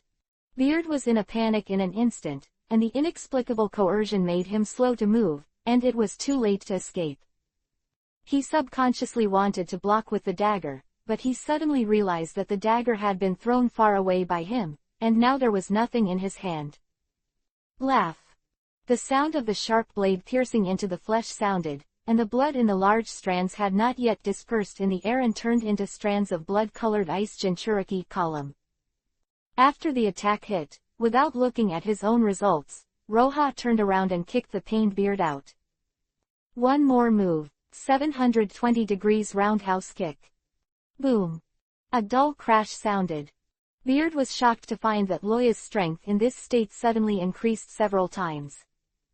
The strange power that Loya showed when he just fought had already made him exhausted, and he couldn't stop it now. He had to harden his head with armament hockey, and was kicked away. The perfect combination of strength and speed created a powerful inertia that caused his body to draw an arc on the spot and start to rotate, but after only one lap, he went head to head. Boom! The earth screamed, and a circle of air waves surged in all directions. A large pit with a diameter of more than 10 meters appeared on the ground, and the spider web-like cracks quickly spread outward. Wow! Under this heavy blow, Beard vomited blood. He felt the feeling of Loya just now, the feeling that the brains in his head were shaking, which made him unable to exert himself, and at the same time nausea, uncomfortable, and wanted to vomit. But before he could breathe a sigh of relief, the chill that suddenly appeared behind him woke him up. Ice make reloaded lancers. In addition to the freezing effect of the ice bomb, the most important way to injure the enemy is to clear the field with a large-scale explosion. For Beard, who can harden his entire body, the effect is not very good. Beard is not Rocky. He has truly cultivated domineering to the stage of covering the whole body. The heavy-armed lancers, which focus on the penetration effect, are different. This is Roha's strongest penetration magic. Qian Lintu can break through Rocky's defense. Facing the more domineering Beard, Roha chose this move safely. A 3-meter-long huge ice spear appeared in front of Loya's palm, and then shot out like lightning, hitting Beard's back heavily. Tearing. Beard was directly hit by the huge ice spear and was smashed into the deep pit. After completing this series of attacks, Roha took advantage of the fact that he quickly took a breath and rubbed his chest with his hands. Damn, that vibration is too strong. Even if it freezes in an instant, it almost shatters Lao Su's heart. Just now, the reason why Roha did not choose to freeze Beard with an ice coffin was because he was concerned about the special dagger in his hand. Beard's high-frequency fruit is somewhat similar to Bartolomeo, Luffy's #1 stubborn fan, Bartolomeo, who can use very powerful powers just after they are obtained. But because of this, it is not easy to follow up development, enhancement or even simple control of capabilities. As long as Beard touches and uses high-frequency vibration, most of the objects in One Piece's world will be shattered. However, you must know that Beard used to be a famous swordsman. This TM is embarrassing, isn't it? Beard's dagger was born under this circumstance. The handle is made of extremely shock-resistant material after hardening. Quality assurance. Losing the dagger was equivalent to breaking Beard's arm. The coffin of frost is powerful, but once it is scattered all over Beard's body, it is impossible to think about ending the battle. At most, he can only be frostbitten, and he can get away quickly with the high-frequency fruit ability. But the effect is different when used on a short dagger. The ice that is enough to freeze the whole body condenses into a small piece, wraps the dagger, and the ice cube on the top can freeze the flesh on Beard's hand and stick together just by touching it. And because the range becomes smaller and the strength increases, it is not so easy for Beard to shatter. If he went to pick up the dagger, he really fell into Loya's trap. Taking a few deep breaths and calming down the colic in his heart, Loya put his eyes on the pit in front of him. As far as the attack just now, even if it penetrated Beard, he couldn't die so easily. Sure enough, a strong vibration suddenly sounded in the pothole, and a huge stone cone rose from the ground, aiming directly at Loya in the air. Can you still launch an attack of this strength? You really need to use the east wind to wash the ground. Luoya looked at the fast-approaching stone cone with no expression. Almost a second before the stone cone came, the bat wing on his back cut across it and cut it into sections. The next moment, Beard rushed out from behind the gravel. The most striking thing is not the fist-sized hole in his stomach, but the billowing flames wrapped around his fist. Explosive fist, profound truth, broken star. Even if the distance is still far away, a terrifying fist wind has already hit, and the air seems to be drained, making Roja suffocate. What a terrible attack, Roja thought, raising his hands and pounding them together. Ice make Rashomon. Ice Wolf. Overlord Halberd. In an instant, Roja used modeling magic 3 times in a row, thanks to the fact that he has now mastered modeling magic. Otherwise, the backlash effect of magic power would be enough to make him lose his ability to move. Following Loya's movements, 3 huge ice gates instantly appeared in midair, blocking Beard's face. The hard edges told Beard how solid it was. Want to stop me with this? Stop kidding. Beard's mouth was bleeding, and the big hole in his stomach made his energy drain rapidly. Beard doesn't want to die. Since the speed is not as fast as Loya's and there is no possibility of escape, then he must resolve the battle as soon as possible before he has time to heal. Boom! The burning fist instantly smashed the ice gate, followed by the second and third. After breaking through the ice gate, Beard was able to see Loya clearly, but the smile that flashed in the other's eyes and the bulging cheeks made him very uneasy. But don't let him think too much. The next moment, countless ice wolves pounced. The one who bites the thigh bites the thigh, the one who bites the throat bites the throat, and one by one hangs on Beard. Hardened. Beard's whole body became pitch black, and he carried the ice wolf's bite. He could see that Roja wanted to reduce his speed. Although he didn't know why, Beard did not dare to stop following Observation Hockey's warning. It can't stay. After using this trick, the whole person is like a meteor, and the strong inertia is not so easy to overcome. So he chose to resist. However, right away, a huge ice halberd dozens of meters long slashed down at his head. Boom! Beard's impulse was stunned again, and it was unpleasant to hit him with a heavy object weighing more than 10 tons, but he still resisted. However, when he finally rushed in front of Loya, he found that there was a blue ******* formation that was as tall as one person in front of Loya. What the hell is this? Holding this thought, Beard was swallowed by a terrifying ice storm in the next second. Chapter 71 Loya's Victory, Despairing Tony. Thank you book friend. Floating life female sign like a dream. 588 reward. Thanks for the 100 reward of book friends love and amp. Thank you book friend Kieran. By Z, S100 reward. Beard is a powerful pirate. Before obtaining the high-frequency fruit, it has always enjoyed the reputation of Shuangju of boxing and sword, with a strong flavor of martial arts.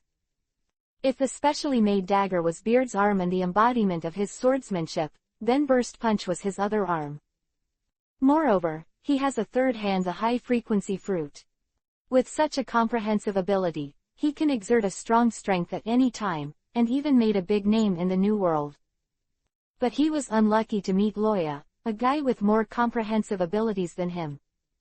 The powerful increase brought by the pseudo-dragon transformation and the sudden suppression of Longwei made him be caught off guard, and the whole person was stunned at that time. It wasn't until my stomach was penetrated that I woke up a little bit. In the face of Loya's suddenly stronger strength, Beard had nothing but fear in addition to shock. But he is a big pirate after all, living in the battlefield and the smoke of gunpowder all the year round. Even if he is afraid, he cannot let him lose his fighting spirit. The brave who meet in a narrow path wins. This principle works in any world. So he decided to fight to the death. The roar of the ice dragon. Beard, who had just broken out of the siege, was swept in by an ice storm before he had time to be happy. Countless cold ices turned into blades all over the sky, mercilessly cutting on him. Before the blood drifted in the air, it turned into dots of blood Yuhi ice crystals. The violent magic power rolled up the storm, and the icy cold current that was enough to freeze the steel and cracked swept through, and extinguished the flame in Beard's hand in the blink of an eye. Beard's strongest blow, profound truth, didn't even hit a single wave, and was mercilessly submerged in the storm. Clack clack. The tingling sound of freezing resounded densely, and the house that barely kept standing now doesn't have to worry about collapsing, because at this moment it has completely turned into an ice sculpture. How possible? In the ice storm, Beard struggled frantically. But as the strong cold air invaded his body and froze his limbs and body, now he is not much stronger than a piece of glass. Just raised his hand, only to hear a click, the whole arm shattered from the shoulder, and then it was immediately cut into pieces by countless sharp ice chips. I was defeated by a recruit. At the last moment of his life, Beard was speechless, exhausted the last strength of his body, raised his head hard, and looked at Loya in the air. The Navy. Have monsters also appeared? This sea is going to be in chaos. Boom. The ice storm pushed him and hit the ground. But it didn't stop. The ice chips smashed the stones and soil, and continued to penetrate, leaving a deep hole on the ground that could not be seen to the end.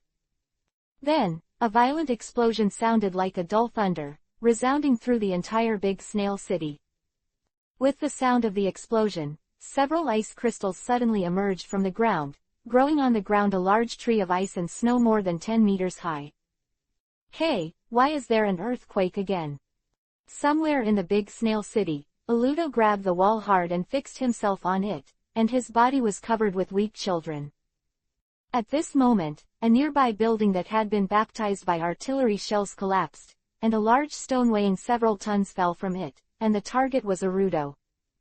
Subconsciously, Aludo was about to launch an iron block to resist the past, but he suddenly remembered that he is not alone now, not to mention the children hanging on his body. The refugees who follow him may be difficult to avoid. Damn. Aludo's eyes were bloodshot, and he bit his lip because of the feeling of suffocation that had nowhere to go. Do you want to let them go? Aludo thought, but immediately shook his head to throw the thought out. I can't do it. Suddenly, a figure appeared on his head, and the wolf kiba stick in his hand turned into an oolong in the air and slammed into the falling stone. Boom. With a single stick, the big stone cracked instantly and turned into small pieces of stone. It still hurts to smash down, but there is no fatal threat. Aludo exclaimed in surprise. Minged. You can use the moon step. Minged, who had just landed, stumbled under his feet, and after standing firm, Kiba roared, Is it the time to pay attention to this? Why don't you take them away? Startled by Mingdi's tone, Aludo looked at him unhappily. Che, what's so amazing? Isn't it Yubu? I'm already learning to shave. Ming took a deep breath and suppressed the urge to hit him with a stick. When Arudo ran away from the street under the guidance of the Navy soldiers, Ming stepped into the sky on the moon step, glanced around, and saw the frozen ruins. Is Loya over there? I don't know if Tony is there or not. This bastard, as a rookie, has no self-awareness at all. Where did he go to lousy? Thinking of this, Ming moved quickly towards that direction. At this moment, Tony felt very bad, as if he had suffered a serious illness. His face was pale, and he was sweating coldly as he walked staggeringly on the streets of Luya town. From time to time, a member of the Dora pirates can be seen on the side of the road, watching, but they dare not make any changes. If you look behind Tony, you'll see why they're so scared.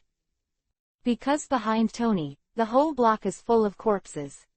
There are Dora pirates, and there are also survivors of Greenleaf Town. No matter who it is, as long as you interfere with the advance of the evil star in front of you, you will be beheaded without exception. The broken limbs and stubborn Mukuro illustrate his madness. The sword in his hand seems to be alive, with buds wrapped around it, the thickness of which is about the size of a thumb. It looks like muscle tissue, but it is extremely sharp and hard as steel. They saw with their own eyes that this evil star used the living sword to cut a 10-meter-high house from it. Not only was the incision extremely smooth, but the sword energy that shot out also cut the adjacent street in two. Cut, the power of a sword even tore the earth. Hey, that's the captain's direction. Do you want to inform him? Looking at Tony's direction, a pirate shrank behind the wooden cart on the street and said to his companions. Then go ahead. This is the only way to the mayor's residence. You can try turning over from the roof. That's fine. The talking pirate swallowed and closed his mouth. However, his voice had already alarmed the evil star. A blue and white sword she suddenly struck, cutting off his head almost as soon as he finished speaking. Then the castration continued, and he continued to cut off the other pirate to the chest, and then disappeared abruptly. The pungent smell of blood reverberated in the air. Tony looked at this side blankly, and withdrew the long sword in his hand. It's so annoying. After speaking, he continued to walk forward unhurriedly. But at this moment, Tony was not as indifferent as he had shown.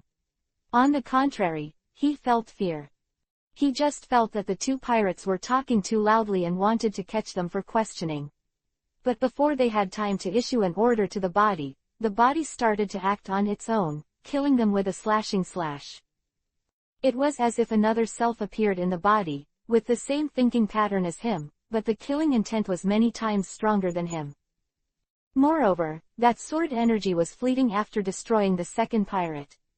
This control and accuracy was something he could never imagine before. But what frightened him the most was that under the influence of this kind of thinking, he actually killed many civilians. A group of civilians who need to be rescued, are waiting to be rescued, and are eager to be rescued. He actually killed them. Just because they appeared in front of him and blocked his way. At this moment, Tony felt extremely desperate. What kind of monster have I become? Chapter 72 Save Recruit Tony. Big Snail City, Wangdu Market. When Ming came here, he saw only Loya, and Tony was not here. However, now is not the time to care about Tony's rookie. At the moment, Loya's state is very poor, which makes him a little panic. On Loya's chest, there is a large group of bruises, which was the injury that was knocked out in order to freeze Beard's dagger. The short hair was covered with dust, and it looked even more embarrassed against the clean ice crystals around it. The body is also blue and purple, and there is a gap on the face, as if it was scratched by a sharp weapon. Hey, Loya, are you all right? Ming looked at him nervously. In addition to his concern for his companions, he was also a little worried. Loya was a terrifying existence in the elite camp, but now that he was beaten like this, how terrifying the scavenger pirates should be. Oh, it's Ming. Loya sat on the ground panting, picking up ice cubes on the ground and chewing. Dragon slayers can devour substances of the same attribute to restore physical and magical power, and can even devour other energies to attack and go berserk, but the side effects of the latter are a bit big. However, dragon slayers can't devour their own magic, and neither can they. The ice cubes on the ground are indeed made by Roha's own magic, but the magic power is flowing. When Roha cancels the control of the modeling magic, the dragon-killing magic power inside it will quickly flow away, and soon it will become ordinary ice cubes. This allows Loya to eat ice cubes to restore his stamina. Don't look at Beard being given a second by Roya's roar of an ice dragon, but it was a roar used in the state of awakening and pseudo-dragon, and its power was more than 3 times greater than the roar skill in the normal state. Moreover, In order to achieve a deadly attack effect, Roja chose to strengthen the output of magic power, which is commonly known as overload, and absorbed most of the magic power from his body and penetrated into it, which killed Beard in one fell swoop. Using such a magic cannon, his mana value dropped to less than 500, his physical strength was also consumed a lot, and he even lost the strength to stand up. Just as Loya was nibbling on the ice, in Mingdi's eyes, a terrifying thing happened. I saw Loya, who was still bruised just now, as he ate the ice cubes. The bruises dissipated at a speed visible to the naked eye, and the wound on his face also slowly healed at this time, from the appearance of opening his mouth. The look soon became only a thin line of light yuhi color left. After burping and patting the dust on his body, Loya jumped off the ruins and moved around twice. Well, I feel much more comfortable. By the way, Mingd, how are the refugees being rescued? Hearing Loya's question, Mingd recovered from his surprise and quickly replied, yes. Now in the big snail city, only the pirates in the Dongcheng district are still stubbornly resisting, and our comrades are fighting against them. The rest the area has basically been cleared, and Aludo is taking soldiers to clean up the remnants and rescue the refugees. As for other towns, due to the shortage of manpower, it is temporarily uncertain. Well done. Loya nodded approvingly, making Mingd a little flattered. But aren't you three? Where's Tony? Ah, Mingdi's mouth twitched. I said he must have lost his way, do you believe it? This TM is embarrassing. Probably heartbroken by the tragedy that this country has suffered, God wept with joy and tears when he saw the murderer being put to death. The pouring rain formed a line, slapping on a huge ice umbrella. Under the umbrella, dozens of refugees sat together, cramming each other for warmth. After all, it's just a wave-breaking ship with a weak carrying capacity. There is not enough supplies to help all the refugees, let alone a hot soup, and there is no clothing to cover the body. Now the surrounding area of the warship has become a concentration point for refugees, and the deck is crowded with people. Loya's ice umbrella was made under these conditions. At this moment, countless refugees secretly looked at the bow of the ship with a look of admiration, and Loya, who was standing like a pine tree in the face of the pouring rain. The recruit's uniform was a bit tattered, but it was difficult to conceal the silent majestic momentum on his body. Just standing there makes them feel extremely at ease, as if the sky falls and there is no need to worry, Lord Loya will definitely protect us. Loya didn't expect that because of his anger, making the decision to save the refugees would make him gain so many brainless fans. Yes, it's a scumbag. Because in their eyes, Loya saw the fanatical eyes that only those fans who sucked the poison stick in the previous life had. What's wrong with my Oppa taking poison? You are not worthy of taking poison. Exaggerated, but true. Presumably even if the current Loya kills them all, they will think that Loya is for them, okay. Having not experienced too much darkness, Loya, who grew up in the sun as a child, could not understand the mentality of these refugees. He could only sigh and let go of his inner feelings. Under the heavy rain, Mingd quickly ran to Loya's side and saluted honestly. Loya, the refugees in the big snail city are basically all arrived. According to your instructions, a large number of announcements have been set up on the streets. Card, as long as there are people alive, they will definitely find it here. Quote. After this incident, Mingd was completely convinced of Loya. Powerful strength, reasonable rescue arrangements, and a cold and warm acting style have merged into a unique personality charm in Loya. I see and compare. Mingd sighed in his heart. After listening to Mingdi's report, Loya nodded to indicate that he knew, and then asked strangely, where's Tony? Still haven't found it. Yes. When talking about this man, Mingd felt that his whole person was not well, and said angrily, I don't know where that bastard went. But some refugees said that they once saw a man in a recruit's uniform. The Navy passed through the forest and went to Greenleaf Town, which is northwest of Big Snail City. Not long ago, a blue sword energy could be seen rising into the sky. According to the description, it was probably Tony. Quote. That's probably him, as long as he's still alive. Loya didn't want such a huge loss in the first mission he led. Compared with himself, Tony is indeed weak and pitiful, but no matter how weak he is also a member of the elite battalion. He is a monster who stands out from countless recruits, and his future achievements are limitless. Now that he heard that Tony was not dead, he was relieved. You take a rest, I'll go to Luya town to pick him up. Really? Is Lu Kai a passive skill for swordsmen? Luoya complained, feeling a little pain in his head. Yes. Excuse me. Ming saluted and turned to leave. Walking on the deck, his face was a little weird, and he muttered to himself, it's really a monster. For half a day, he won't get tired by using his abilities continuously. Loya's hearing is so sharp, Ming thought that his voice was very small, and there was rain interference, and Loya should not be able to hear it. But I didn't expect that in Loya's ears, this subtle voice was no different from shouting with a horn. So, the next moment, Loya appeared beside him, took his shoulders, and looked at him kindly. Hee, your skin is itchy, right? I'm just a child, please let me go. Ming bowed 90 degrees.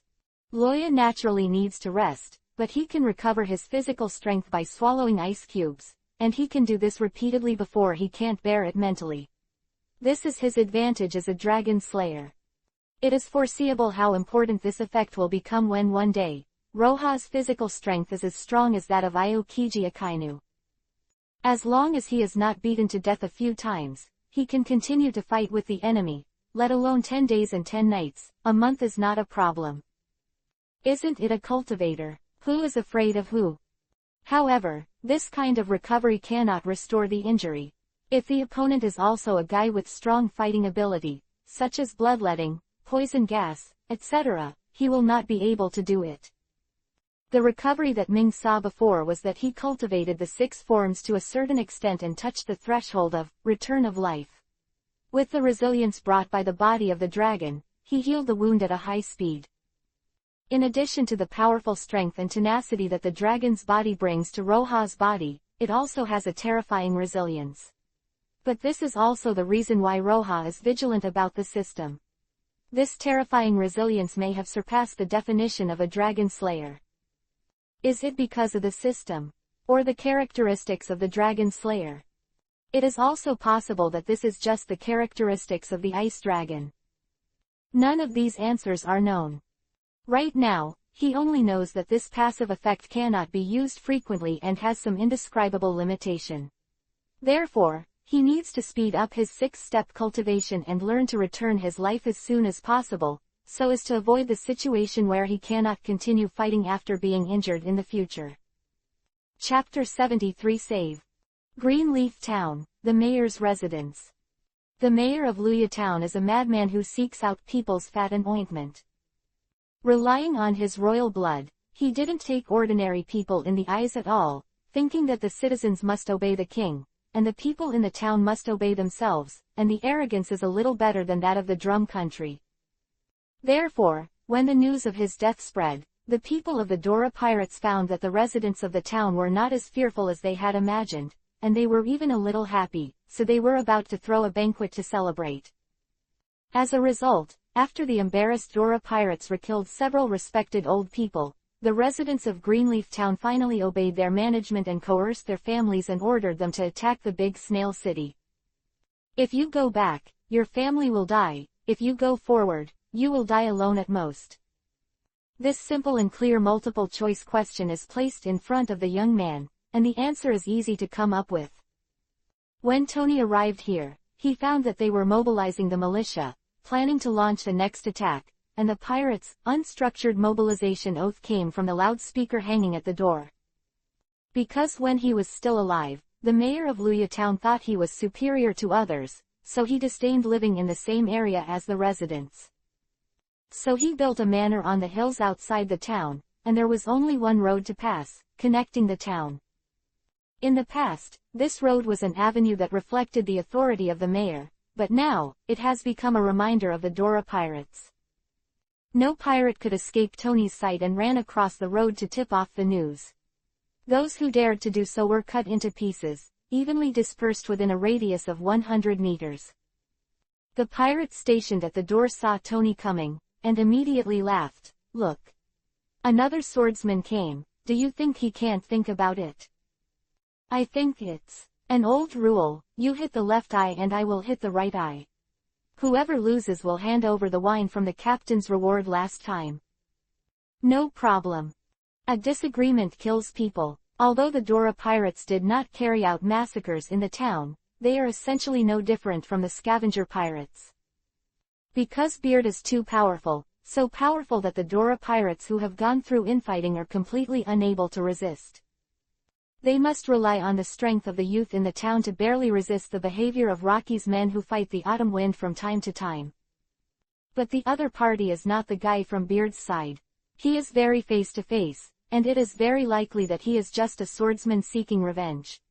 The two of them have seen too many people like this in this period of time, and one person and one shot can solve the problem.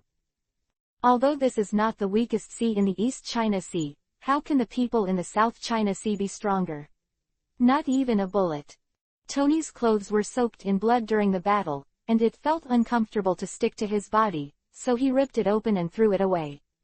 So the two of them didn't realize that the swordsman in front of them was still a navy. The two laughed while raising their guns. Boom. Gunshots sounded, but the expected brain burst scene did not appear. On the contrary, the two only felt their necks were cold, and their heads had already moved. Laugh. The sharp sword energy swept through the iron gate, made of high-quality fine iron. The civilians and pirates inside were startled and looked at the gate of the manor. Then, Tony, who stepped into the manor, saw a bald dwarf sticking his head out of the window. What happened? His voice was shrill, like a blade hanging out of glass. The dwarf captain, who was less than 1.3 meters tall, was very angry, and the fat on his face was shaking, as if it could drip oil. Facing Dora's clamor, Tony looked past the panicked civilians, looked at Dora on the windowsill, and asked calmly, "Are you Dora from the Dora Pirates?" "It's my uncle, you." Hum. Before Dora could finish speaking, a piercing hum interrupted him. It was the sound of the sword in Tony's hand. It was thirsting for blood and death. Countless tentacles broke through his skin and Kiba danced in the air. "What kind of monster are you?" Tony watched this scene helplessly, and then, dragged by the sword in his hand, moved to the second floor with half-baked shaving. One blade flow arc light. Puff. A sword was swung out, and the shadow of the moon appeared. Dora is just a pirate with a bounty of 4500W. Most of his bounty comes from his behavior rather than his strength. How can he resist Tony's slash after his being greatly increased his strength, and he only reluctantly makes dodging moves? It was his limit. Wow. Tony's sword slashed Dora's stomach in half, and opened a mouth in his belly. The internal organs came out with blood. Dora's eyes were round, and he fell down, clutching his stomach, but he was still alive. Tony knew that it wasn't Dora's dodging that worked, but because it was just a taste. To be the captain of such a big pirate group, Dora's strength will not be too weak. In the face of these somewhat powerful opponents, the sword in his hand will do so. Chop a knife first and taste it. If the taste satisfies him, it doesn't mind ending the other party directly. But if it's not satisfied, it doesn't mind cutting the other party into minced meat. The emotion from the tentacles linked to the skin told Tony that Dora's blood not only did not satisfy it, but even gave it a kind of deceived anger. To cut him into minced meat. The captain has been attacked. The pirates of the Dora Pirates came back to their senses and rushed to the second floor angrily. Watching the pirates swarming in outside the door, Tony bit Kiba, trying to control himself to target these guys. He had failed the rescue mission and had killed so many civilians. Even if some of them were coerced by pirates to attack him, it would be difficult to cover up his sins. He is willing to pay with his life. But at least, kill all these beasts. Boom. The thunder exploded, and the rain was coming. When Loya arrived at Greenleaf Town, he was startled by the hellish scene of Shira in front of him. Scattered broken limbs and human heads were scattered everywhere, and the blue-gray bricks and stones were stained with the blood of Dadan. Some of the bloodstains had dried up, the blackened Madara bloodstains exuded a pungent stench, and a few flies danced on the corpses and bloodstains. A little disgusting, but good job, Tony. Loya thought so, and strode forward, but suddenly, he stopped and turned to look at a corner of the wall. There was the corpse of a dark man in hard-work clothes, cut in two from the shoulder to the right waist by a sharp weapon. But this alone was not enough to make Loya stunned. What made him stunned was the photo inlaid on the pocket watch in the corpse's hand. It was a group photo of a man, a woman and a child. It seemed that the man wanted to take another look at his family before he died. And the background on that photo is Greenleaf Town. This ruled out the possibility that the other party was a pirate, that is to say, the one who was killed, the one with the same wound as the other pirates, was once a resident of Luya Town. Hey, it won't be so bloody. Loya shook his head nervously, and suddenly a bold idea appeared in his heart. Next, the corpses scattered on the road made this bold idea more and more realistic. Loya clenched his fists, filled with murderous aura, and set his eyes on the manor on the distant hills. Tony, tell me you didn't mean to. Chapter 74 Tentacle Tony. Brush. Laugh.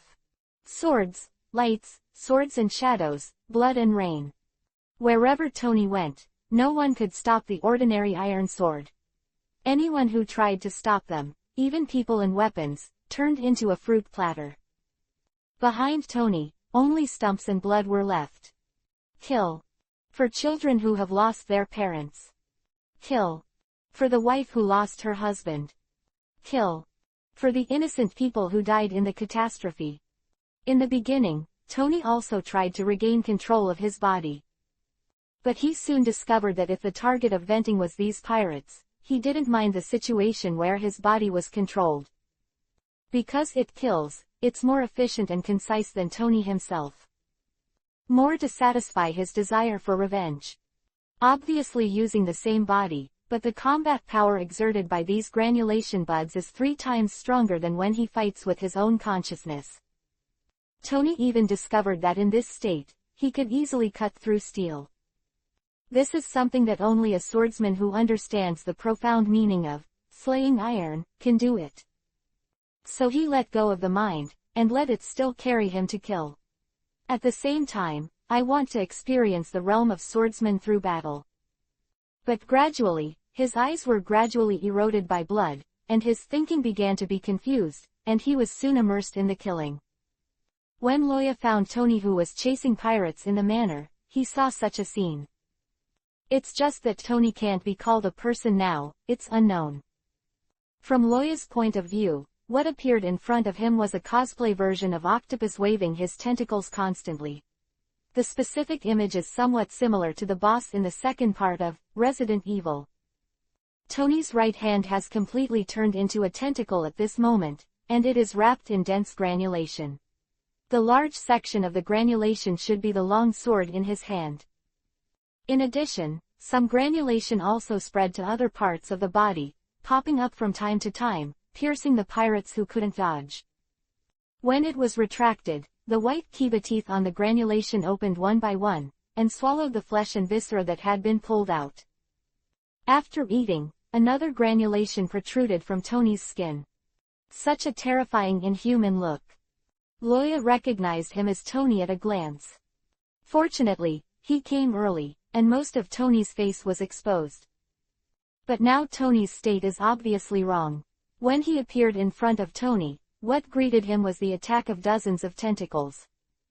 It seemed that he felt the dangerous aura on Roja's body. This time, the tentacles showed no mercy and launched an attack with maximum power. Hello, did I provoke you? Is it illegal to pass by? Facing the overwhelming tentacles and the long sword that was about to move on Tony's hand, Loya clenched his fists and punched out. Ice make blizzard. There was a hurricane suddenly blowing around, and the snow and ice flying all over the sky collided with it. Click. Even if it becomes a tentacle monster, the hard power gap between Tony and Loya is too big. The tentacles that came from the lacing met the ice and snow, were immediately frozen, and then shattered, floating in the air. Get rid of these uncomfortable tentacles.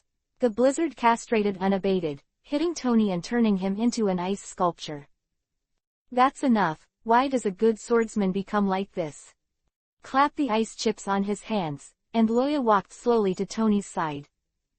The pirates who were escaping felt the cold air behind them, and when they looked back, they were pleasantly surprised to find that the monster was frozen. So they stopped to see what was going on. They still remember that before Tony became like this, he also said something for justice. So, cannibalism. The pirates who had just experienced infighting thought so. Roja, who was about to smash the ice to prevent Tony from freezing to death, found that the footsteps of the surrounding pirates had disappeared, and he turned his head in shock. I almost laughed at this. Why, you are afraid of Tony, but you are not afraid of me. So disrespectful. So, Loya lifted the ice sculpture on his shoulders, and a moon step rose to the sky.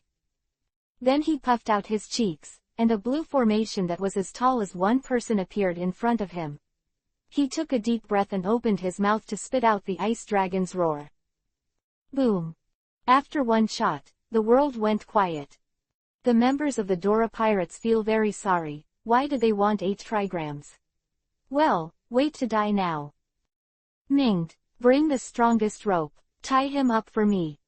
Aldo, don't cry. People can't be resurrected from the dead. Go and bring me the Halu stone handcuffs. As soon as Loya returned to the wave breaker, he arranged a mission. Whether Tony did it on purpose or not, as a navy, killing civilians is a felony. Although it is very likely that Tony was attacked when Tony was inseparable, it still cannot change the fact that Tony killed so many civilians. Hearing Loya's order, Minged, who had just woken up, rubbed his eyes and ran to the warehouse to find the rope. Aludo put down the little girl who died because the rescue failed, and went to the handcuffs crying. Soon, both things were brought to Loya. He first handcuffed Tony with handcuffs, then picked up the rope woven from the Sea King's tendons, and wrapped it around Tony's body again and again, until the rope was deeply embedded in the flesh, and then tied a dead knot. Looking at Aldo, his face twitched, as if the rope was strangled in his flesh. When Loya was finished, Minged asked suspiciously, Loya, what's wrong with Tony? Oh, you said him. Loya took out the cigar he picked up and put it in his mouth, returning to the daily life of smokers after a few months. He took a deep breath, put the smoke in his mouth, felt the aroma of the cigar, and slowly spit it out after a long time. After looking around and making sure there were no outsiders around, he said, he killed dozens of civilians in Luya town. What? How is it possible? Aludo and Min screamed in surprise, attracting a side glance from the Navy. But both of them quickly realized the seriousness of the problem and quickly shut up. Mindra carried Loya, and Aldo carried Tony and entered the cabin. Placing Tony carefully on the bed, Aldo asked anxiously, what the hell is going on, Loya? Why did Tony kill civilians? This is a felony. If it is a branch with core supervision in the headquarters, if you kill it, you will kill it, and you can get through without leaking the news. But they are the headquarters of the elite camp. There are 3 warships behind them. How could it not be exposed? And once found out, Tony is going to court-martial. Even if you don't die, you have to shed half of the skin. To say that Tony is a murderer, a few people may not find it strange. But the problem is, in addition to the general problem of swordsman challenging himself, Tony is well known for being friendly. Why did he kill civilians? Still dozens. Ming did not speak, but frowned as well, leaning on the door and watching Loya. But Loya didn't answer immediately, but turned his eyes to Tony who was lying on the bed. Yes, why? Should you explain it to us, Mr. Tony Mill? Chapter 75 Lieutenant General, Huo Shaoshan. Loya's words awakened Aludo and Minged, and the two of them turned around abruptly. Sure enough, Tony on the bed opened his eyes at this moment. What kind of look is that? Anger, despair, pain, remorse, grief. All kinds of emotions are merged in those eyes, which makes people feel compassion at a glance. But the three of them are all strong-willed, and naturally they will not be affected by Tony's powerful eyes. Seeing him awake, the angry Mingda fiercely put the wolf Kiba's stick on his neck and scolded, "Are you stupid? If you want to die, I will help you free now." Saying that, the wolf Kiba pressed down hard. The sharp stubby thorns on it easily pierced the skin and penetrated the blood vessels, and a large stream of blood flowed down his neck, and soon dyed Yuhi's sheets. But Tony seemed to be unconscious, staring at the ceiling motionless. Ming calmed down. Aludo rushed up anxiously, holding the wolf Kiba stick in one hand. His strength has never been afraid of anyone except Loya in the elite camp. If he grabs it, Ming will not be able to advance half an inch. Enough. At this time, Roha, who had been sitting still on the ice floe, roared, interrupting the rivalry between the two. Feeling the cold current in the air, the two of them shivered neatly and put down their hands involuntarily. It's just that Aludo quietly stood in front of Tony's bed, pushing Ming aside. It looked the same as when he stood in front of Loya in the elite camp. Seeing this, Loya sighed helplessly, stood up and floated out on the moon. "Well, since you don't want to say, then I won't ask more. Just remember that when necessary, they are all blind and deaf." Loya, who floated to the door, stopped, and suddenly laughed at himself, "Because we are the Navy." After all, he chose to leave without looking back. If he doesn't maintain his pseudo-dragon state now, he can't stay in the air for a long time. He barely floated in the air after using moon steps and modeling magic all the time. Moreover, Tony's appearance reminded him of a sentence. It is called, "Life without love." Lost the motivation to live. Even death is no longer afraid. Such a person, no matter how much you ask him, you will not get the answer. Loya can only pin his hopes on Zephyr. This teacher is quite convincing in terms of enlightening people. Seeing Loya walk out, Ming and Arudo looked at each other, and had to go out, leaving Tony lying in the dark cabin alone, looking up at the ceiling. After closing the door, Aludo couldn't help but ask, "Hey Ming, what does Loya mean when he said that?" "You're really, really stupid." Ming chuckled and shook his head. Suddenly he looked at Aldo seriously, "But you must remember, no matter what happens in the future. About Tony, you didn't see or hear anything, understand?" Aludo scratched his head and replied in confusion, "Oh, it's all right not to tell anyone anyway. Although my understanding is a bit inaccurate, that's probably what it means." Ming supported his forehead and gave up the explanation. In fact, Aludo is not stupid, but his shrewdness is all in his fighting talent. In life, let alone dealing with people, he needs to understand a sentence for a long time. Ming has long been used to it. The next morning. Jinhua in the sky just appeared, and the slightly gloomy morning breeze blew on the faces of the patrolling navy, and the cold brought them made them shiver involuntarily. On the frozen tower post, the navy on duty wrapped in quilts sat on the hewn-out wooden boards, nodding their heads. They are all too tired. Since the rescue yesterday, many people have never rested. The shortage of supplies, the shortage of medicines, the resettlement of refugees and the maintenance of public security, the arrangement of search and rescue personnel, a lot of problems were placed in front of them, not to mention the soldiers at the bottom, and the Rojas did not even blink an eye. As for the sleeping post, Loya just glanced at it and didn't pay attention. With Loya's notification, the 3 warships that departed at a staggered time with them soon arrived at Heathville. The bay frozen by the power of the ice dragon is the best lighthouse, and 3 giant warships are aimed at this side and slowly sailing to the coast. "Ring the siren. Heralds, guide them to the shore." "Yes." Following the order, the coast suddenly became lively. Huge piles of refugees were awakened by fright, and they fled in panic, knocking down countless tent fences. The corners of Loya's mouth twitched, and she turned her head and cursed at Aldo, "Bastard! Why are you ringing the alarm? Don't you know how vulnerable they are now?" Aludo glanced at Ming, who was keeping the order, and smiled awkwardly. Ha ha, what? I used to do this when I landed on the shore. Forgot. God TM forgot. Loya turned over by Akugan, feeling extremely tired. The refugees quickly calmed down under Mingdi's speech. It wasn't how contagious Mingdi's speech was that comforted them. It was the three huge and slowly approaching warships, whose size was truly shocking. This is a warship that was brought in to carry gold mines, and it was more than twice the size of a normal warship. Mingda looked at him in surprise, and then continued to work quietly. This is naval support. Saved. We are saved. Long live the Navy.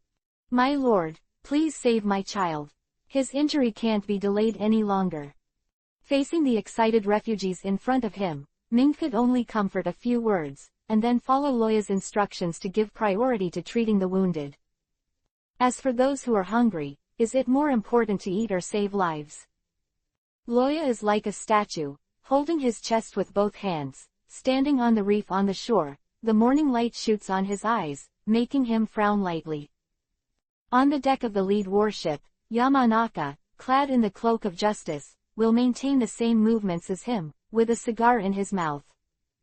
The two looked at each other. Huo Shaoshan nodded to Loya with his unique kind smile.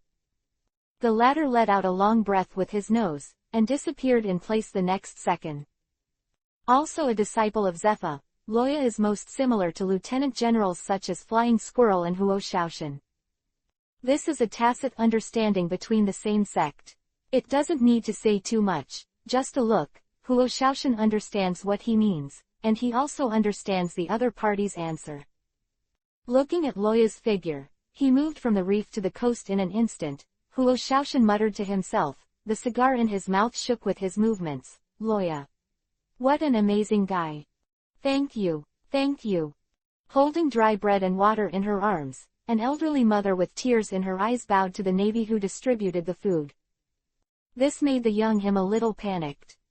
Then give yourself a boost and continue distributing food. Huo Shaoshan still maintained that smile. He sat on the moved stool, smoking a cigar. There was only Loya around, and no one dared to approach him at will. Staring at the dawn on the horizon, Huo Shaoshan suddenly said, Gold mine, how's it going? There are gold nuggets worth about 12 billion baileys in the palace treasury, which have been smelted. As for the gold mines on the mountain, I have seen them. The rich deposits are very shallow, and it is very easy to mine them. That's really good, ha ha ha. Huo Shaoshan laughed. Otherwise, if we can't complete the task, no matter how many people we save, we will be punished by the teacher when we go back. After this mission, even if he is the 16th Lieutenant General of the headquarters, Huo Shaoshan can no longer continue to calmly regard Loya as a junior. So I made a big joke with Loya. Beard's fruit ability is extremely tricky. He has been galloping in the sea for more than 10 years, and he is also a hero in the New World. Being able to defeat Beard is enough to prove Loya's strength. At this time, Huo Shaoshan suddenly said, By the way, Loya, that swordsman named Tony Mir, why didn't you see it? Who? Loya took a long breath, and finally, it was time to come. Chapter 76 Dangerous Gas Field Competition. This matter can't be hidden. Even if he doesn't say it, Tony's eyes will know that there is a problem at a glance, and he will still be unable to hide it if he investigates it carefully. So, Loya chose to speak frankly. He was caught by me. Arrest. Huo Shaoshan stopped smoking a cigar and looked at Loya in surprise. Why? Loya frowned and sighed. Because he killed civilians. Kill civilians. Huo Shaoshan suddenly turned his head and looked at the slender wave breaker in disbelief. In the temporary prison below the deck, Tony was imprisoned there. Do you know the seriousness of the matter? Is it serious? Of course serious. Although there are many scumbags in the Navy in the original book, they are by no means the headquarters of the Navy. On the contrary, the Navy headquarters is an absolutely righteous organization. The Navy headquarters has strict military discipline, and the soldiers are well trained and brave in combat. Even excluding the generals of the pervert level, the soldiers and colonels alone are enough to deal with the average big pirate. And the biggest contributor to the naval headquarters maintaining such a leading combat effectiveness is the strict military discipline. Killing civilians, as long as this matter is known by the above, even if it is not executed, it is appropriate to be locked in the advanced city. Not to mention Zephyr, Sengoku can't save him. The most important thing is that Tony is still a disciple of Zephyr, a member of the elite camp. This is the most serious problem. Never underestimate the so-called high-level political struggle. Even in hot blood. The criticism that Zephyr has received in the past few years is all in his eyes. Although it is very unpleasant, because there are too many factors involved, he can do nothing. On the surface, he still maintained a smile, but in his heart it was unforgettable. Just half a month ago, he heard that Vegapunk was going to make a mechanical prosthesis for Zephyr, and now he has started to design it. It is said that the finished product is so powerful that ordinary pirates cannot withstand the attack. He didn't know why, but Zephyr, who had retreated behind the scenes, still needed a weapon, or a weapon with such powerful power. But the unease had already taken root in him. Under this premise, if the news of Tony killing civilians spreads, no one knows what Zephyr will do in the face of the oppression of the world government. Loya was silent. The political game involved, even if he had just arrived, he could guess. After a pause, Loya looked at the waves hitting the beach repeatedly, and said solemnly, although Tony did those things in an unconscious state, those high-level government officials will choose to ignore this testimony. So please, do you have one thing? Yamanaka will be on fire. Oh, what's the matter? Huo Shaoshan asked, through the seemingly closed eyelids. Those smiling eyes shone with inexplicable light at the moment. I hope you can cover up this matter and don't let the world government know about it. As for Tony's punishment, it's up to teacher Zephyr to decide. As soon as these words came out, Huo Shaoshan's expression became rare and serious. Do you know what you are talking about? Christopher Loya. You are covering up criminals. Boom. The invisible aura unfolded, and at this moment, whether it was the sound of insects, birds or waves, all disappeared. In Loya's sight, in the whole world, it seems that only the figure of Huo Shaoshan is left. This is the first time that Loya has intuitively felt the power of a powerful lieutenant general of the Navy headquarters. Strong, stronger than Beard. There wasn't much killing intent in this breath, and it wasn't conqueror's hockey, but the pressure was like a heavy hammer, hitting his heart and choking his breath. But in the face of the serious Huo Shaoshan, Loya held his head stubbornly, and a powerful aura that was not lost to Huo Shaoshan erupted from his body. Of course I know. Not conqueror's hockey, can't stun each other. But this kind of aura, which is unique to the strong, is infused with the purest will of each other. Once the swordsman's sword intent and sword heart is broken, only one or two layers of strength are left. Isn't that the case with other capable people? Is Moonlight Moria, who has failed many times in challenging Guy, really as bad as he showed in the original book? You must know that Guy is the 4 emperors of the New World. If he really only has the level when he was knocked off by Luffy, let alone challenging Guy, it would be a miracle to survive in the New World. After that defeat, Moonlight Moria looked alive, but was actually dead. Guy is more at the level of will, and completely destroyed his ambition, which caused his strength to be greatly reduced. I can only help you here, Oda Sanzo. Now, Loya and Huo Shaoshan are in such a dangerous confrontation. The two war intents that were soaring into the sky were entangled in the air, silently, but they attracted some people's attention. Aluguo stared blankly at the direction of the coast. With his barren brain, he couldn't guess what happened there, but he knew very well that he should never get close to that side now, or people would die. Unlike Arudo's days, Ming just glanced at it in surprise and didn't pay attention. He believed that even if the two really fought, Loya would not suffer. In addition, he knew very well what the situation was. He found out when he was the leader of the gang. Even if the person who smashed the scene didn't know him, when he stood up, he would show alert eyes. This is an aura, a pure aura. Loya, really, I'm sorry to bother you. At this moment, the competition on the coast has reached a critical moment. Loya sadly discovered that now, if he doesn't explode dragon scales, he is really not the opponent of Huo Shaoshan. Although the Dragon Slayer system has brought him great strength, his background is still too shallow after all. It is not an opponent who has polished his physique for decades and fought against the burning mountain on the sea. Cut. Knowing that he is invincible, Luoya has no plan to fight to the death, nor is he interested in pseudo-dragon transformation to win, so even if he wins, it will not help. So he took the initiative to withdraw his momentum and stop the competition before being attacked. Huo Shaoshan's action was also a meal, and after being stunned, he smiled and retracted his aura. Now take advantage of the victory to pursue, isn't that tearing up the face with Loya? Naturally, with the character of burning the mountain, he would not do such a selfish thing. And if Loya is really injured, Zephyr will definitely trouble him. For a moment, the coast was buzzing again. The two sat side by side silently, but the broken rocks under their feet proved the test just now. At this time, Huo Shaoshan suddenly laughed loudly, ha ha ha ha. Interesting. Luo Yasong, you are really strong. Ha ha. Luo Ya rolled the eyes of the dead fish and smiled, then what do you think? Tisk, Loya is such a boring little brother. Huo Shaoshan kept his smiling face and immediately overturned what he had just said. Loya was unmoved and looked at him seriously. Seeing this, Huo Shaoshan also felt that it was almost the same. He took down the cigar and took a breath. Actually, Teacher Zephyr took this situation into consideration before this. WTF. Loya's eyes widened and he looked at him in disbelief. You mean, Mr. Zephyr knew that Tony would get out of control? Of course, Shirakendo is known as the #1 killing swordsmanship, isn't it normal to have some side effects? After taking a breath, Huo Shaoshan continued to explain unhurriedly.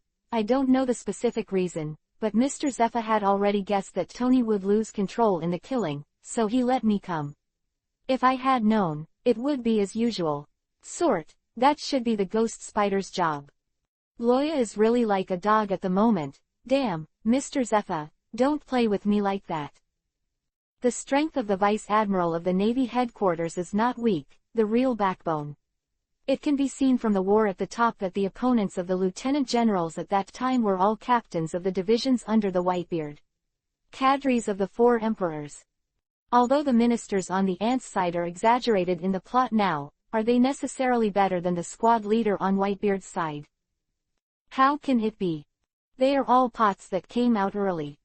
It can be seen that the lieutenant generals of the Navy headquarters, especially the famous ones, are not only strong, but also terrifyingly strong. Of course, these are the conjectures of the big tree. If you have any opinions, you are welcome to leave a message in the discussion area. Let's study and study together. Chapter 77 Sand Crocodile is here. Since Zephyr had long known that this would definitely happen, then he must have left behind, and Loya could finally relax. However, what should be done? Thinking of this, Loya urgently asked Huo Shaoshan. The latter replied with a smile, don't worry. In fact, before you invited me to talk alone, I had already arranged for people to deal with the corpse. Without the body, there is no evidence and procedurally Tony is innocent. To be able to do this. Loya looked at Huo Shaoshan, who looked like a good man, in shock. Aren't you a righteous Navy? Why do such a thing? Seemingly seeing Loya's surprise, Huo Shaoshan continued to explain, well, don't look at me with such strange eyes. I'm a Navy, yes, but I'm also a disciple of Teacher Zephyr. Help yourself. Brother, is there any problem? Speaking of which, Huo Shaoshan held the cigar in his hand and pointed to the cape on his body. Besides, because I am a Navy, it is my duty to obey orders. This is an order from Chief Instructor Zephyr. Even if that no matter how unreasonable the order is, I must execute it. Just like the Tianlong people instructing Sengoku to do this and that, Zephyr has taken advantage of it. It is true that his position cannot directly give orders to the Lieutenant General of the headquarters, but with his superior status, he went through the procedure and arranged this task with your own will. Speaking of this, Huo Shaoshan was a little disappointed and stopped. It's just like O'Hara then. Just like O'Hara was. Loya chewed this sentence repeatedly, and sighed faintly. The Navy, really, a ridiculous organization. Having said this, Huo Shaoshan finished speaking and stood up with a smile to leave, but Loya grabbed his cloak with his hand. Is there anything else to say about Rosen? You know, I have a lot to do right now. Just a minute's delay, Loya said. Even if you handled it well and left nothing behind. But what if Tony said it himself? Indeed, this is a problem. Look at Tony right now, he's completely engulfed in remorse, giving up on himself. As soon as I return to the headquarters, I am afraid that I can't wait to turn myself in and seek liberation. Locking him up directly is just self-deception. If he can't get rid of his heart knot, he is a waste. If a person wants to die, even the most brilliant doctor is powerless to revolving heaven. Hearing Loya's question, Huo Shaoshan slapped his face. Well, the teacher didn't tell me what to do. Looking at Loya's helpless expression, he smiled and bent down, leaning against Loya's ear and whispering, but I'll tell you a secret. I heard that the Hansa in your session is also a descendant of Shirakendo. Oh. WTF. Loya, whose eyes widened, said that there was no FK to say. Mr. Zepha, how much are you hiding from us? Can't you get through it? But after being shocked, Loya smiled reassuringly. Since Hansa is also the successor of Shirakendo, the texture of the previous series of events is very clear. The most important thing is that Hansa doesn't look like he was stunned by the killing now, and his usual performance is no different from normal people. So he must know how to get Tony out of the predicament and turn all kinds of negative emotions into nourishment for growth. Looking at Loya's sudden realization, Huo Shaoshan silently left the coast. The Great Route, Street 10. In this kingdom called Alabasta, there is a city called Rain. The country's largest casino, Rain Banquet, is here. But what the citizens of Alabasta, even King Cobra, did not know, was the base of some great pirate who wanted to steal the country. In the basement of Rain Feast, in a dark room. The most eye-catching is the huge crocodile pool embedded in the wall. Inside, there are some of the most vicious banana crocodiles in Alabasta. This is a beast that can feed on sea kings, with banana-shaped protrusions on the top of its head, and a powerful jaw that can easily crush stones. But this ferocious beast is like a goldfish in a bathtub at the moment, kept in a narrow pool and kept as a pet. In addition to this large fish tank, the structure of the room is extremely simple: a sofa, a desk, and an iron cage. The depression and panic brought about by the atmosphere made everyone who came here for the first time feel breathless. But this does not include Nicole Robin. Her life has long been twisted. On the contrary, this atmosphere will give her an inexplicable sense of security. Evading pursuit and killing at sea, the days of wandering around the world have been too long, so long that Robin almost forgot when was the last time he walked on the street with integrity. This kind of dark corner, which is very suitable for hiding, can make her feel at ease. It's just that this sense of security disappeared instantly when he saw the middle-aged man leaning on the sofa with Erlang's legs crossed. Nico Robin took a deep breath and leaned over. Boss, the Heathville thing has failed. Mr. Point 5 has escaped from Heathville. What's the next step? So, the 30 billion Baileys are gone. K. Rockville took a breath, the aroma of the cigar spread in the air, and he spoke slowly. K. Rockville's tone was calm, but the gloomy aura made Robin sweat. But she is Nico Robin after all, and she has excellent psychological quality. Even if she is afraid, there is no strangeness on her face, and she also calmly replied, "That's true. About the punishment, is it according to the regulations of the work club?" "Well, just do that." Hearing Robin's answer, Rockdale was expressionless, no longer speaking, and could not see any joy or anger. The atmosphere suddenly became solemn. Robin stood in front of him, smiling, but he was actually extremely nervous.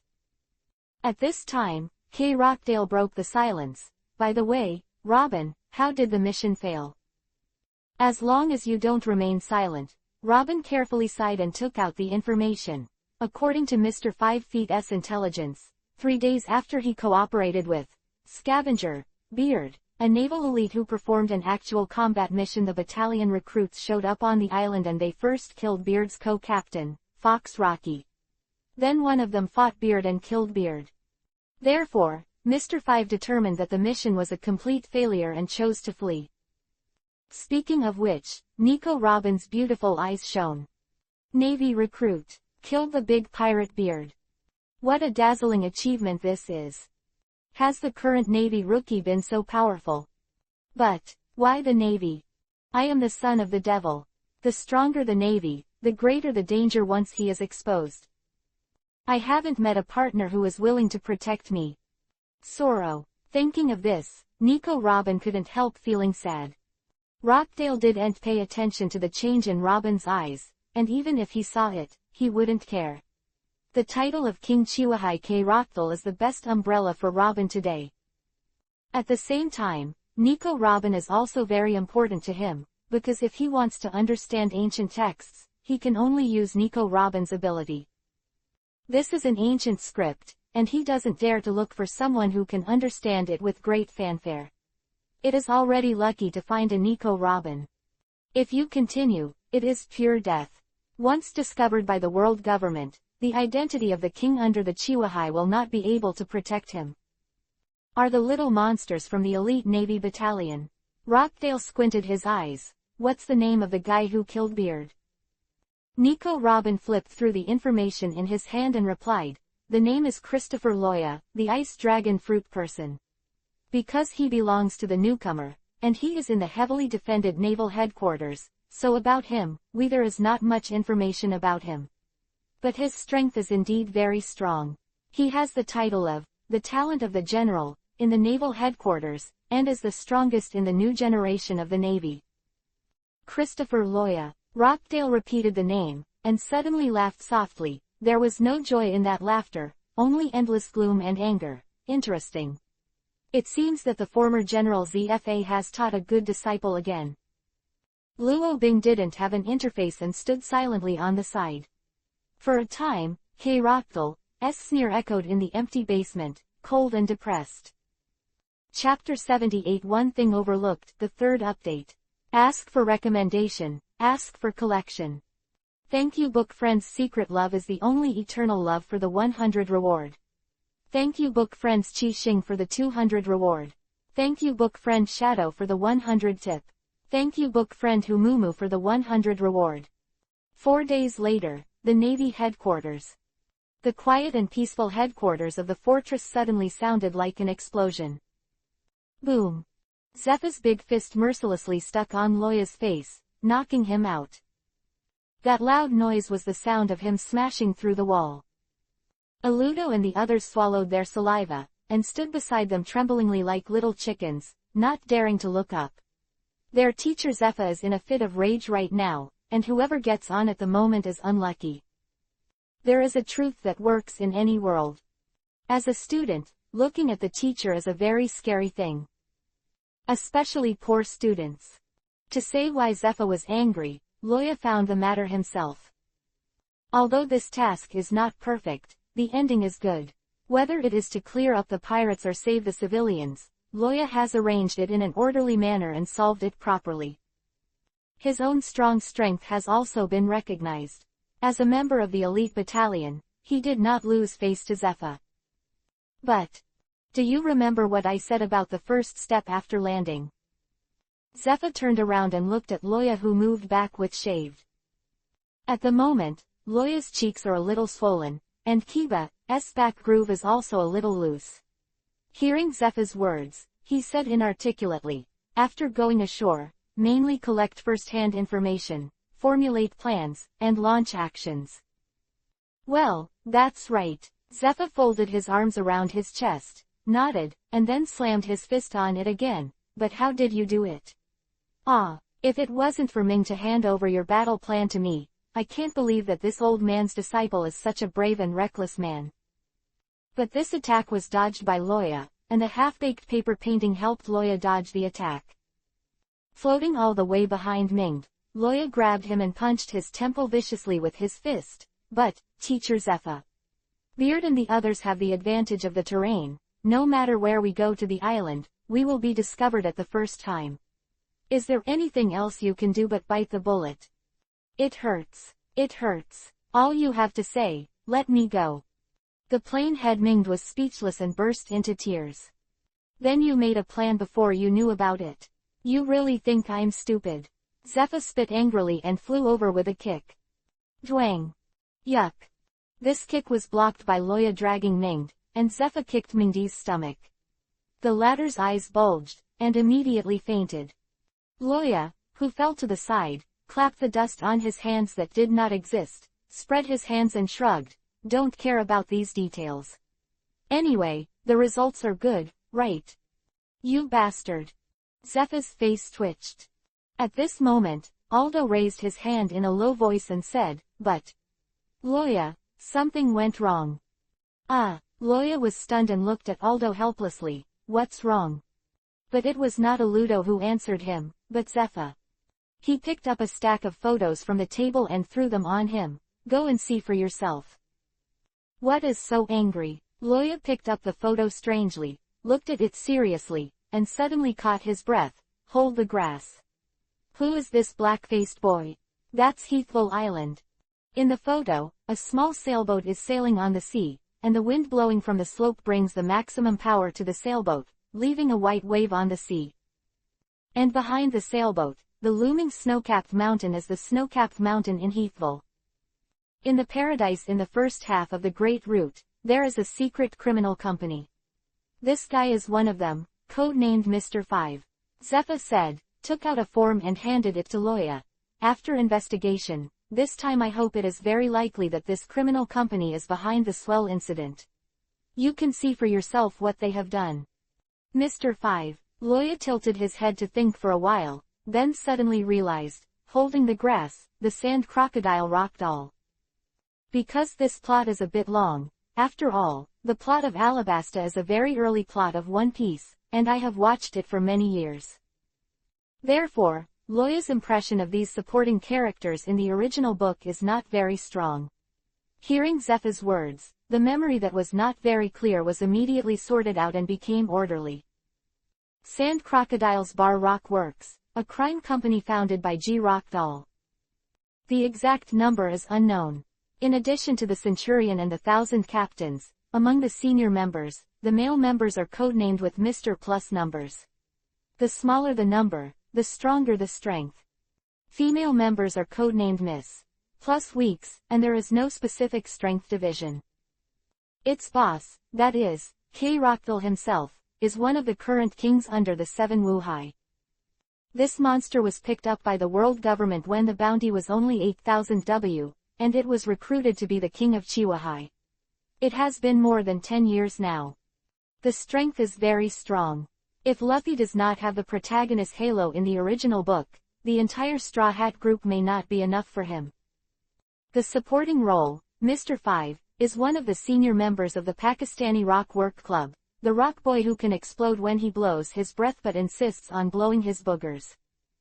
Because it is still early, Mr. 5 Feet's face is not as mature as when he debuted, and he is slightly immature. Although he was still wearing sunglasses, his hairstyle was still in the style of the Beagles, and it was not combed into the iconic braided head, so Loya didn't recognize him at first glance. However, why did K. Rockdahl send his subordinates to the South China Sea? According to the timeline, he is not changing his mounts in Alabasta right now. Ah, he is preparing to steal the country, and he wants to find Hades and dominate the world. Loya thought strangely and continued to look at the information. Judging from the data, the shop of the Ba Rock Work Club has been spread widely, and the work club has been involved in many industries, in the snowball-like growth. Among them, there are many arms deals, casinos and drugs, and human trafficking is also involved. It's just that these industries are just scratching the surface and haven't done too much. This made the Navy bosses puzzled, and they couldn't figure out what the other party was going to do. But after reading these materials, Loya didn't think the other party's behavior was strange. The ultimate goal of K-Roctal is Pluto, the legendary ancient weapon, and the rest are not really too concerned. And he is only a king after all, and his hands are too long to be careful of angering the big guys in the dark world, so he is very measured, and he is not blinded by money. He ate a little more, but it wouldn't make people feel sick and crooked, breaking his chopsticks. It's just that the Navy headquarters still doesn't know what he's doing, otherwise they would have arrested him long ago. Suddenly, Loya remembered the original Rick Rockdall's plan to steal the country, and hurriedly scrolled down, but unfortunately, there was nothing about the purchase of dance fans by Ba Rock Works. Perhaps because the work club has just opened, the plan has not started. But one thing is for sure, when dancing fans appear on this document, it is when the pirate plan begins. Of course, this information is not updated in a timely manner, and the Navy informants in it can only submit information once a month. Maybe now K. Rockdale just started to buy dance powder. It is not impossible to store it for 2 years and then use it. However, the biggest possibility is because K. Rockdale has no money now. Dancing powder is a thing that can be circulated on the open channel, and the price is very high. To reach the level of 3-year drought in the original book, the demand is not ordinary, and correspondingly, the need for Bailey is not ordinary. So, K. Rockdale is still saving money in addition to his reputation. In this way, he will send someone to Heathville to make it clear. Closing the document, Loya was full of confusion. So the question is, should he tell Zephyr this information? Hey, don't mention it, the code word code is addicting, and I directly code half of the 79 chapters. Then I found out, your sister, S1229. Tisk tisk, really, the hand speed of salted fish. Chapter 79 Hansa wakes up. As long as we catch Mr. 5, we may find the lair of Ba Rock's work club through this senior member. Destroy this criminal company. Zephyr clicked the information angrily, and you let him go. Hee hee. Faced with this kind of accusation, Loya didn't know what to say. Indeed, although there are many pirates in this world, in terms of the scope of influence, it is the cancer of these dark worlds. The scourge of pirates in this world is still rooted in Roger's words. Because of his words, Hiroshi's great pirate era was opened, and countless young men rushed into the sea, wanting to find the legendary treasure One Piece, and gain wealth, fame and power. When the number of pirates increases, the sea is naturally turbulent. But in the entire sea, in addition to the 4 emperors, even the Chihuahai can affect only one island. Flamingo can have such a big influence, still relying on the name of Joker in the dark world, and the identity of the dragon. But these criminal organizations are different from the pirates. Their influence has increased exponentially. If Zephyr had a choice, he would rather let Beard go than allow the Ba Rock Works to continue to exist. But this once-in-a-lifetime good opportunity, because Loya's lazy, wasted, how could he not be angry? Yep. The reason why Loya made this plan is because he is lazy and hates trouble. It was really an accident to let Mr. Point 5 go. But what Zephyr didn't know was that even if Loya really caught Mr. 5, it wouldn't be of much use. It was not until the year 1520 of the Haiyuan calendar that the sand crocodile was knocked off by Luffy, and its true identity was revealed.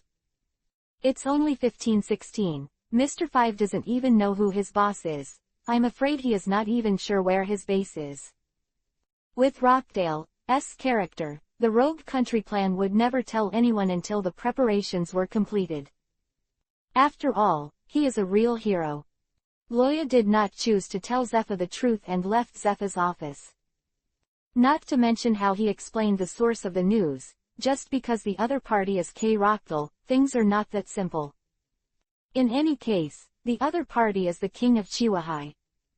It is a pirate recognized by the world government and issued a plunder license. Once the fact that he is the boss of the Pakistan Rock Works is exposed, the Navy does have a reason to arrest people, but this is also a face of the world government. Not to mention that after more than a year of performances, Rockdoll has gained a lot of support in Alabasta. This will bring a lot of unforeseen troubles to the arrest work. Looks like Rockdale will have to wait until he starts buying dance fans before he has a chance to destroy his ambitions in one fell swoop. Loya pondered and came to the cafeteria of the recruit camp. Ms. S. I want to eat. Loya killed the big pirate, scavenger, Beard. Beard with a bounty of 230 million. He's just a new recruit. News will always spread out, which is clear to those who have experienced the era of information explosion. But in this communication method is backward. No, in the One Piece world with serious bias, the news spread so rapidly that Loya was a little caught off guard. When he woke up, the attitude of the people around him changed. Those who were respectful in the past are now humble, those who were friendly in the past are now respectful, and those who were dismissive are now somewhat agreeable. It's as if, instead of sleeping, you've missed a century. Even when he was cooking in the cafeteria, Ms. S.'s attitude was much more restrained, and Loya, who had just woken up, was stunned. In fact, this situation is the norm. No matter what, this world is always respected by strength. In the previous world, you could treat money as dung, and it would be fine for others to scold you for being hypocritical. But it's different here. You say to those strong people that you are dung. That's really, I have an old friend Audiobookseries. Loya never puts on airs or bullies people with his own strength. He is quite popular in the headquarters, so he feels intuitive about this change. But this situation is not something he can change. It's just that at least, Loya doesn't want those people he knows well to continue like this. Malenford, an open space away from the main building. There is a boxy tin room, with a few large characters painted in Yuhi-colored paint on the riveted iron door. There are beasts inside, don't get close. These words have been rewritten, and the upper layer is painted with the 3 characters, training room, with white paint. On the side of the paint layer, a face mold is clearly printed. It looks a bit similar to Loya. At this moment, in this special naval training room, dull banging sounds kept ringing. In the middle of the field, a man held his head in his hands, biting Kiba, and suffered the balls that came from all directions. These are iron balls wrapped in rubber. Although they are not lethal, they are really painful when they are ejected and hit on people. Loya clenched the Kiba pass and felt the impact on her body delicately. Then, based on the feedback of each impact, adjust your breathing and launch the iron block with all your strength. Iron blocks, paper painting, the most difficult skills to master in the 6 naval styles. Even Loya, the pervert who learned 4 tricks in a month, couldn't find a shortcut to learning. Unlike other moves that focus on local areas, these 2 moves require control over the whole body. 1 more point is too strong and 1 less point is too weak, which will lead to the failure of the use of the move, so the practice is extremely difficult. That is, because he has already learned the remaining 4 tricks and has enough time, he can continue to learn. Otherwise, Zephyr would have let him start cultivating domineering, to avoid wasting a good time. Complete Master 6 forms, and even the derivative skill of Master 6 forms, Return of Life, will indeed make it easier to learn domineering, but this is not absolute. Everyone has things they are good at and not good at. For example, Zephyr himself, he is not a complete master of the 6 naval styles, but with his powerful domineering, he still obtains the name of the general and enjoys the title of Black Wrist. Is he weak? Of course not. Just these, is Loya's choice. As a teacher, he also wanted to see how far his disciple could go. After all, he has decided to leave the headquarters and go to the New World to hunt pirates. Before that, he was going to give everything he knew to Loya. Boom, boom. The iron ball wrapped in the rubber outer mold slammed into Loya, and suddenly made a slightly crisp sound. Loya, who was struggling to resist the impact of the iron ball, was stunned at first, and then he was overjoyed. But he quickly suppressed the joy in his heart, trying hard to recall the rhythm just now, and maintain this state. Gradually, the impact of the iron ball changed from the occasional thumping sound to the thumping sound, and it never changed. Loya knew that the iron nugget of the 6 styles, the problem that had troubled him for a long time, was finally solved. Next comes the question of proficiency. At this time, Zephyr turned off the mechanism, kicked the iron ball on the ground and walked over. Hearing the footsteps, Loya scattered the iron pieces, picked up the sweat-soaked clothes on the ground and put them on. It seems that the progress is not bad. Zephyr handed him a bottle of water to moisten his throat. The high-intensity training caused a lot of water loss in Loya's body, and now he stopped moving and felt his throat hurt like a fire. Thank you, teacher. Loya found the water bottle, like drinking from a cow. After Loya finished drinking, Zephyr continued. This training room was used by me for training before, and it can meet any training needs. So while you are familiar with iron blocks, don't relax the practice of paper painting and other moves.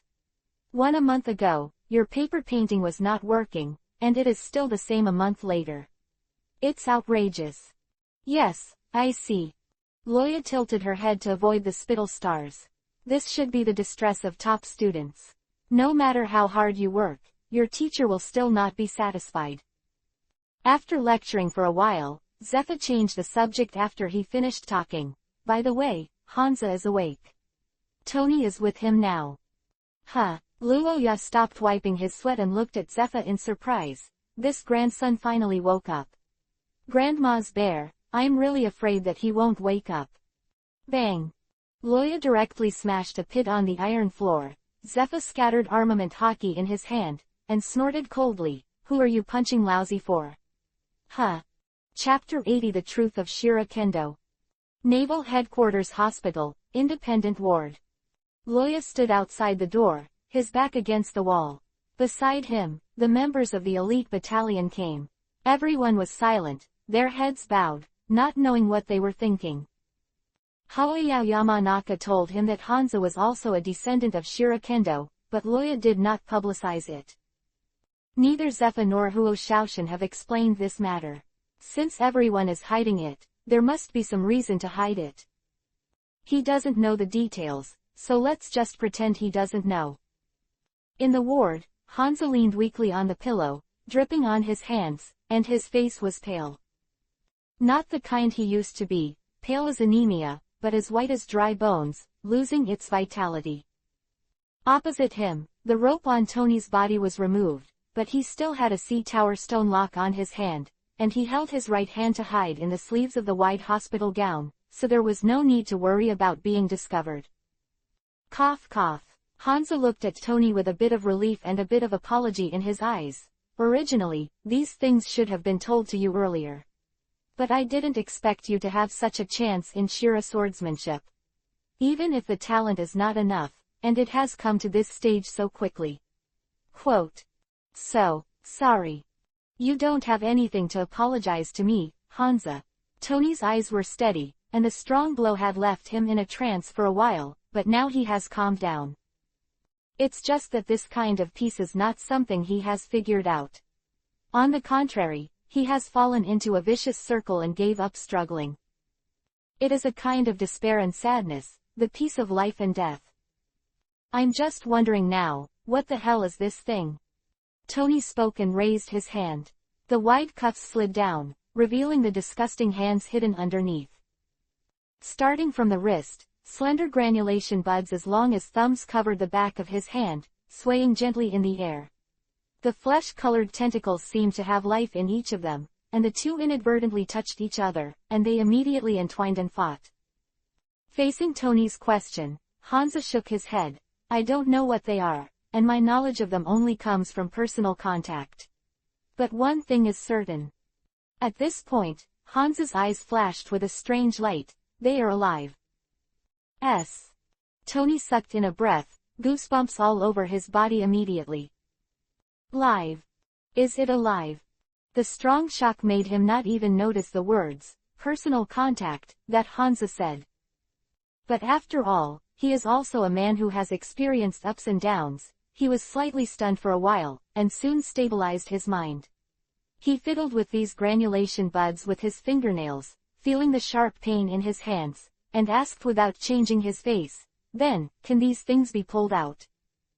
Although it is very infiltrating to have such a horrible thing parasitized in the body, the most unacceptable thing for Tony is that it will make people out of control. No one likes the feeling of being out of control, let alone being controlled to do things they don't like or even hate. So he hoped to be able to unplug these things. During his time in prison, he tried it himself, but each time it ended in pain to the point of unconsciousness.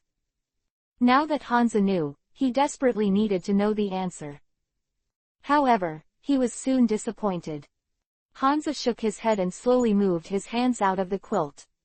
In Tony's shocked eyes, a jet-black tentacle slowly stretched out from the back of that skinny hand. It's the same as yours, but a little different. The tentacles on Hansa's hand moved slowly, opening his mouth full of kiba teeth at Tony, and roared. Only then did Hansa repress the opened quilt and slowly put it back. Tony was dripping with cold sweat watching this scene. He never thought that these things could be controlled. Did you know, Tony? Actually, I should have died as early as a teenager. Hansa coughed and sighed. My body is too weak, so weak that I can have a cold that doesn't matter too much. My life. In order not to let my family continue to suffer, on that day, I chose to commit suicide by jumping into the sea. Tony heard the words and looked at Hansa dumbly. Not caring about Tony's surprise, Hansa continued to cherish the past. As a result, I didn't die, but was saved by a family that raised bugs for generations. It's funny, they are just trying to test the survival rate of these things parasitic on different people. I didn't expect that I was such a perfect test. This test not only saved my life, but also improved my life. My physique gives me the ability to control my own destiny. Quote. But just as I was excited by myself, the man found them. They were commissioned to breed a newly discovered ancient bug for him, and to combine the powers of these bugs. A few years later, they completed the experiment and successfully integrated the abilities of the two insects. Hansa's gaze penetrated time and space, returning to that peaceful dusk, inside the small wooden house. There was a pungent stench in the air, as well as the chirping of various insects. A slightly crazy unkempt middle-aged man grabbed his shoulders, excited like a child. Success. Hansa, I succeeded. In the glass bottle in his hand, a group of bloody yuhi-colored water droplets floated on the nutrient solution, and from time to time they stretched out their tentacles to swim in it. The scene was weird and bloody. Because after the completion, their larvae have no fixed shape like water, the color is yuhi, and they are parasitic in the human spinal cord, so they were named by my adoptive father as blood myeloid worms. Speaking of which, Hansa asked Tony, when you picked up that cheat book, was there a yuhi-colored stone in the center of the metal bookcase? Tony carefully recalled that dusk and nodded, but, the next day the stone disappeared. Because of the heavy rain at night, I thought it fell on the sea. Tony said, suddenly feeling creepy. That's right, that's what you think. Hansa explained with a smile. That stone is the larva of the blood marrow worm, which probably crawled into your body while you were sleeping and parasitized it. Don't you think the Thousand Corpse Buddha's move is strange? Although the sword energy can indeed cause fatal damage to people, but once you meet Armament Hockey's powerful opponent, if you can't break the defense, you can't even fight the enemy. Even the murderous aura it has always emphasized, is just a breeze for most powerful people. So why is it called the world's #1 murderous swordsmanship? Tony was startled. Indeed, there are many shortcomings in Shira Kendo. If this is the end, then why does Shira swordsmanship have such a big reputation? How could the #1 killer, codenamed Shira, rely on it to become #1? Take the battle in which he died. If it was really that strong, why didn't Mahak even get injured? Simply contradict each other. Seeing that Tony was lost in thought, Hansa did not interrupt him. After the other party thought about all the information, he continued, Asura Kendo, to put it bluntly, is actually a control skill for these blood marrow worms. From the second stage, the blood myeloid worm can do the splitting and burrow out of the body as you attack. Quote. These individuals can't be parasitized again, but they have the characteristics of ignoring form when they are larvae, combined with the hardness of steel. Hansa didn't finish his words. but just the exposed characteristics are enough to make Tony felt a chill down his spine. A worm that is not restricted by its shape and is as hard as iron burrows into the enemy's body with the swordsman's slash, and that scene is really terrifying. As for being detected by observation hockey, when you are strong enough, even if the enemy is aware of the abnormality, as long as you can't avoid it perfectly, you can only watch yourself die. This is the true face of Shira Kendo, Hansa said, because these blood marrow worms are aggressive by nature, they need a strong murderous and bloody smell to subdue them. Asura Kendo, the first stage of killing, the second stage of worm breeding, and the third stage of fusion. You are now in the second stage, the bloodworm larvae have successfully degenerated, and they have not attacked you, which means that they agree with your identity as the master. Which is a good thing. But because you are not strong enough to kill, they are not satisfied with you. So they control your body, make killing, and satisfy their desire to kill.